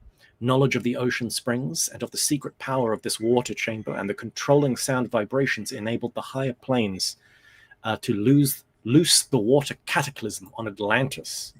The key of the sea, as in the legend of the submersion of Is, were not merely a phrase, but a sacred symbol. The Atlanteans held those keys and allowed the wrong people to handle them with disastrous results. It's interesting to note here that, once again, this is a memory she's claiming. She's claiming there's a hall with 4 power systems, but she only mentions water. So she may have only been initiated into one of those halls. And the water one that involves sound and vibration, potentially to move things around, to you might be able to levitate things if you can control sound, potential vibration potentially. That's fascinating. And then it kind of leaves speculation as to, well, what are the fire? What powers are given in the fire chamber and the air chamber and the kind of interesting. I'll do this one. I'll do this one. It's real short. The Hall of 1,000 Faces in the Sun Temple was a small rock-hewn shrine containing an image which gave off a high mystic type of magnetism. The image consisted of a vast face, always veiled, save to the higher priesthood, the features of which were made of hundreds of smaller faces. It had an immense magnetic pull and was a primordial image of the one God. The faces which composed the one face were made of stone, and the whole represented the one manifesting in the many. That's very interesting. The shrine was much used in the making of images. After the downfall of Atlantis, confused memories of this image gave rise to the conflicting claims of religions based on one god and on many gods, and to one god and many gods being confusedly worshipped in the same system. So that's very interesting. Her take, I always see that as almost like a perennialism thing. It's like, there's this one kind of absolute being, and the composite gods that we worship are merely expressions of that one absolute being, or emanations. Absolutely. Yeah, different. It's a kind of thing. Say, if we go further, if we go as far back as Atlantis, there's no monotheism or polytheism. That they would have had an understanding that bridged and fused these things. In fact, the only way you can understand the monad, if you like, is through the various gods, small g. That, like, that's really interesting. Actually, it speaks to their religious structure or system. Also, what is it? Vlad Salami Gaming. Is a mythical island off the coast of Brittany, France. Oh, yes, that's interesting. Yeah. So the legend of the submission version of Is is what's referenced there up in the previous chapter. Druidic origins. In the past, a nomad tribe came direct to Britain from Atlantis in the last days of the doomed continent and founded a colony in Britain. Among them were some of the wise men of Atlantis, for though most of the priesthood were buried in the ruins of the temple, some few escaped, and of these were the wise men referred to. From them descended the occult law known as Druidism. They brought with them certain symbolic representations of truths and memories that we still retain, such as the land under the waves, the caves, which contain the mystery of the earth and sea, the solar fire, and the sun myths of all ancient creeds. The female forces, known as the moon gods and goddesses, all of these had been in the sun temple of Atlantis. The emerald scry stone. The emerald scry stone was a rough lump of emerald matrix. It was a symbol of the Atlantean high priestess and was kept in a shrine as a temple mystery, guarded by inner plane beings. Some tradition of its use has descended to the Mayan race. Okay, so they have in their folklore some kind of like emerald tablet scrying. Well, that's just interesting, because what does that remind us of? It reminds us of the emerald tablet of Hermes. Yeah, and it's used as some kind of scry stone through which to. Yeah, but and it's interesting because if there is like an emerald tablet, when we think of the emerald tablet of Hermes, why emerald? Why not ruby tablet of Hermes? Why not diamond tablet? And so the fact that it's an emerald, and here we have an emerald, is also something of like significance. No, it is like a little nod to kind of hermeticism. Well, yeah. Okay. And here we're coming into the end as well. Right. The Sun Temple of Atlantis. The Manu Narada was the original designer and founder of the temple, in which all of the rays met. Originally, it has been the highest purity, though later its priesthood became debased. The concrete mind was beginning to be developed, and especially in the priesthood, the higher emotional aspects which work with the concrete mind and which we call the upper astral levels. Previously, the instincts were only used. The instincts only were used, dedicated in a crude sort of way to the temple service. The upper astral idea of development was sent through from the inner planes to the priesthood to work out in-temple formulae. The Arthurian legend is such a formula in many aspects. The Sun Temple was built to a cosmic design to represent the great cosmic influences. And then literally just this last time, she just throws this in here like a casual. There was also a star temple. What a mic drop. Oh, by the way, there was also a star temple. Also a star temple. And I mean, this is almost appropriate because, like, when you read Plato's Critias, the account of Atlantis, it literally ends with like Atlantis becoming debased, and then Zeus looking up is like, oh, these Atlanteans, and he calls a council of the gods, and it literally says, and then Zeus spake, saying, Nothing, dead. So Shit, it was like, yeah, it was where Zeus was going to condemn the Atlanteans perhaps to die to a flood. That's just where it ends. And so it's just like at a complete cliffhanger. So she keeps the tradition there. What do we make of this? What do we make of this chat? Like, holy shit. Ball like crystal ball. For many people watching, I imagine it will actually be the first time they've been exposed to Dion Fortune as a writer, let alone as a mystic or as a kind of thinker in any meaningful sense. But I think it's a fantastic introduction to her as a person, as well as to Atlantean mythos and to what Atlantis was/is in our collective, unconscious. Because regardless of whether Atlantis is a real place, it is something that we share in our psyche. For some people, it's just the visual mental image of like a Parthenon type building floating under the water somewhere. And for other people, it is like a deeper, I mean, look, you have your Graham Hancocks and I'm trying to think of that guy. Who was Graham Hancock's friend? Yeah. Robert Schoch? Yes, something like that. Schoch.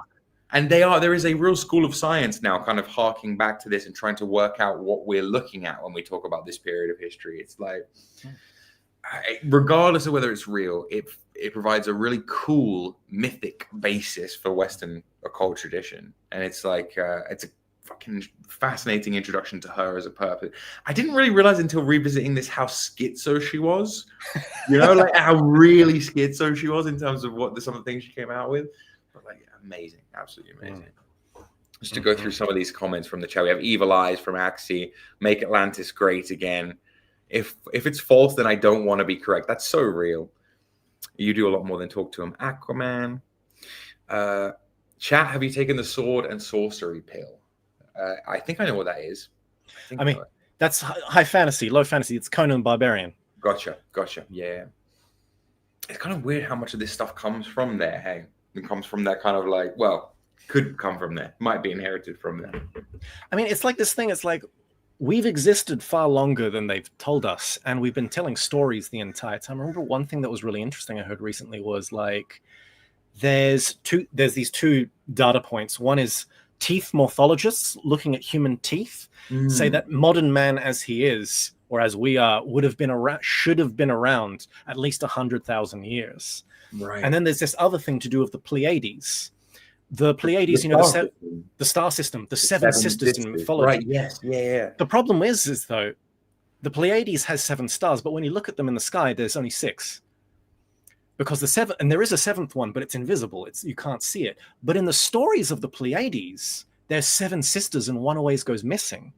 And it's like, so what does that imply? It means that humans were around at a long enough period of time. And when did it go? When did with astronomers can basically tell? It's when 100,000 years ago, all 7 would have been viewable. So it's like, we've been around for a long time telling stories. That implies, because we've known that there's like Jack and the Beanstalk has cognates in Native America. Right. Meaning like that. Yeah. That story meaning that story is at least 10K thousand. What does it refer to? It refers to a giant, as so many of these stories do. It refers to a giant, and it's also an ascension, going to a different world, going to a different plane of existence. And it's like, we've been telling stories, and through these stories, through these folk tales, we can there's these things, we gain these memories. There are little memories, little fragments. And so when we keep telling stories, sword and sorcery stories, little fantasy, high fantasy, low fantasy, I'm not surprised. Because I mean, the fantasy itself came out, Algernon Blackwood came out of fairy stories anyway. I didn't even know. Was Algernon Blackwood the first fantasy? I mean, it's like what's it? I think it's like, no, wait, is it Algernon Blackwood? Who's the? I'm maybe mixing up the names. There's Lord Dunsany did the first fantasy. Sorry. Anyway, there's the first fantasy novels that you can call fantasy novels come out of kind of the fairy tale or collections of fairy tales, people trying to make their own fairy tales, and then eventually we get Tolkien, and boom. Fuck. That makes so much sense. Yeah, it's something we sort of carry with us. And it's also something that it's interesting that tradition in terms of like fantastical like storytelling is kind of a worldwide thing. Right, like it's like, of course, there's a European incarnation. There's the very specific, and is that exact lineage that you're talking about, the fantasy Tolkien kind of line. But yeah, it just kind of speaks to something so Why do you think people need this like mythos as opposed to like Hyperborea or whatever? Like, what is it that speaks to you about Atlantis? That's interesting, because I think like I think Hyperborea is more of like almost just become a meme. Like, because when I look at Hyperborean memes, it's not even Hyperborea. It's no, you're right. It's Agartha, and even now it's like Wigartha, and it's just dumb. It's just dumb. Whereas, I don't know, it may just be like romanticism. It may be that I've just kind of grown up with Atlantis in particular. Maybe the kids nowadays being like playing Fortnite on Fortnite Island. Fortnite Island is Hyperborea. Like maybe there'll be more Hyperborean as time goes on. But it's like, as Blavatsky says, Hyperborea was in the etheric world. There's nothing. We have stuff, not much from Atlantis. We've got nothing from Hyperborea. We've got very little from Lemuria. I didn't know about the connection between the two either. I didn't know that there was an outreach to get ethereal genetics from Hyperborea and bring them into Atlantis. Like this whole thing of like, so the Hyperboreans in their cataclysm, a cache of them survived their cataclysm and were completely separate from Lemuria, stayed separate from the entire race of Lemuria.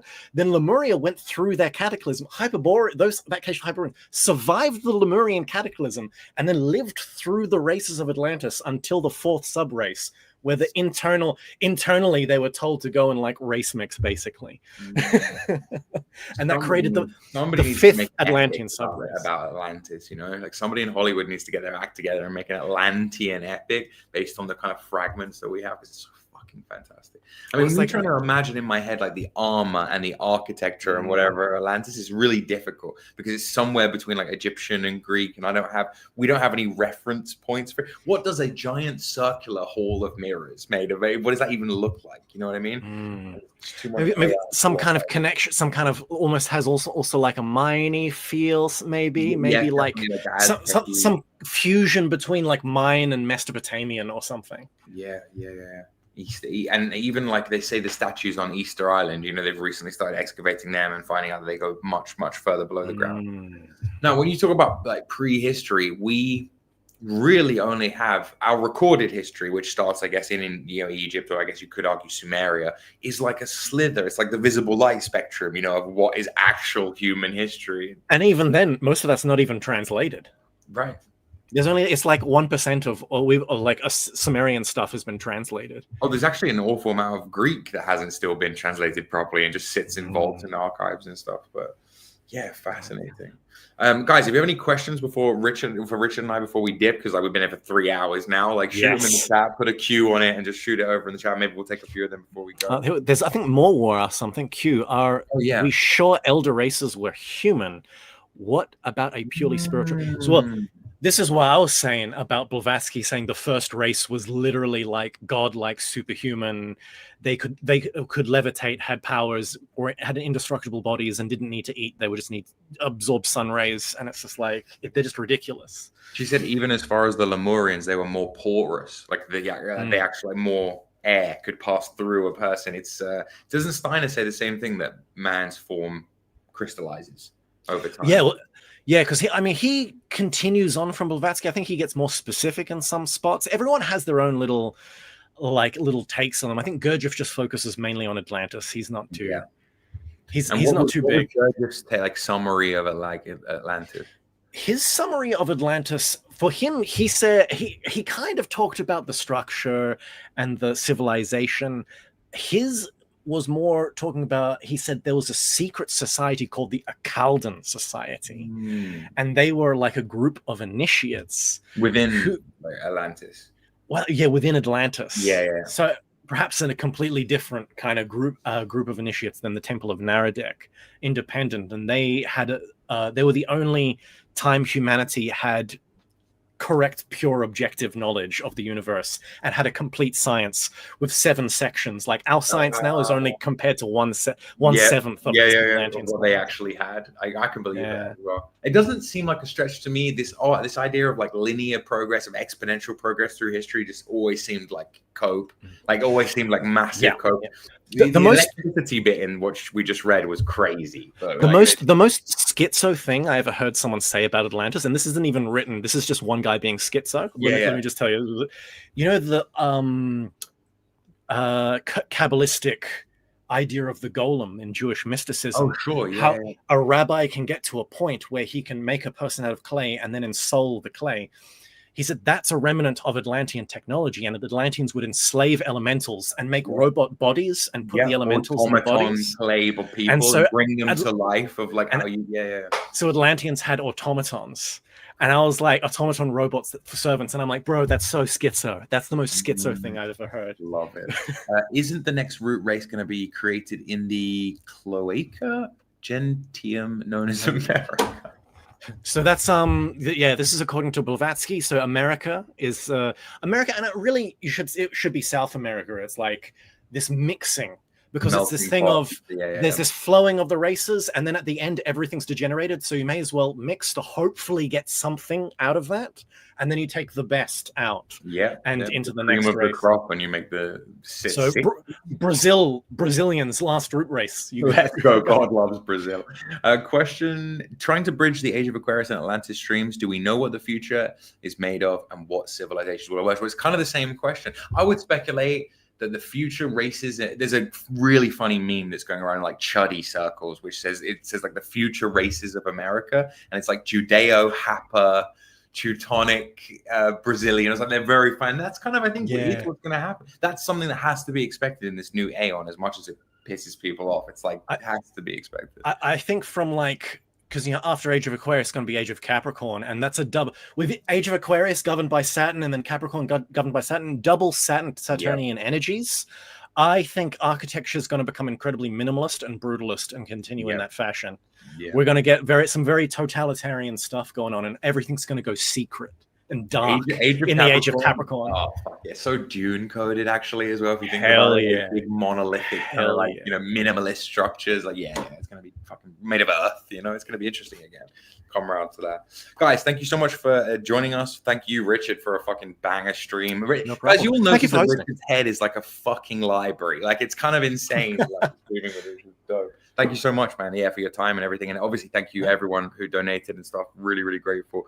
And hello to all of our new members. If you guys have been gifted a membership by Dudemon or Mr. Mo, etc., please give them a thank you. And I will see you guys in the next one. Anything you want to close us out with? Make Atlantis great again. So based. So fucking based. Thanks, guys. Fuck yeah.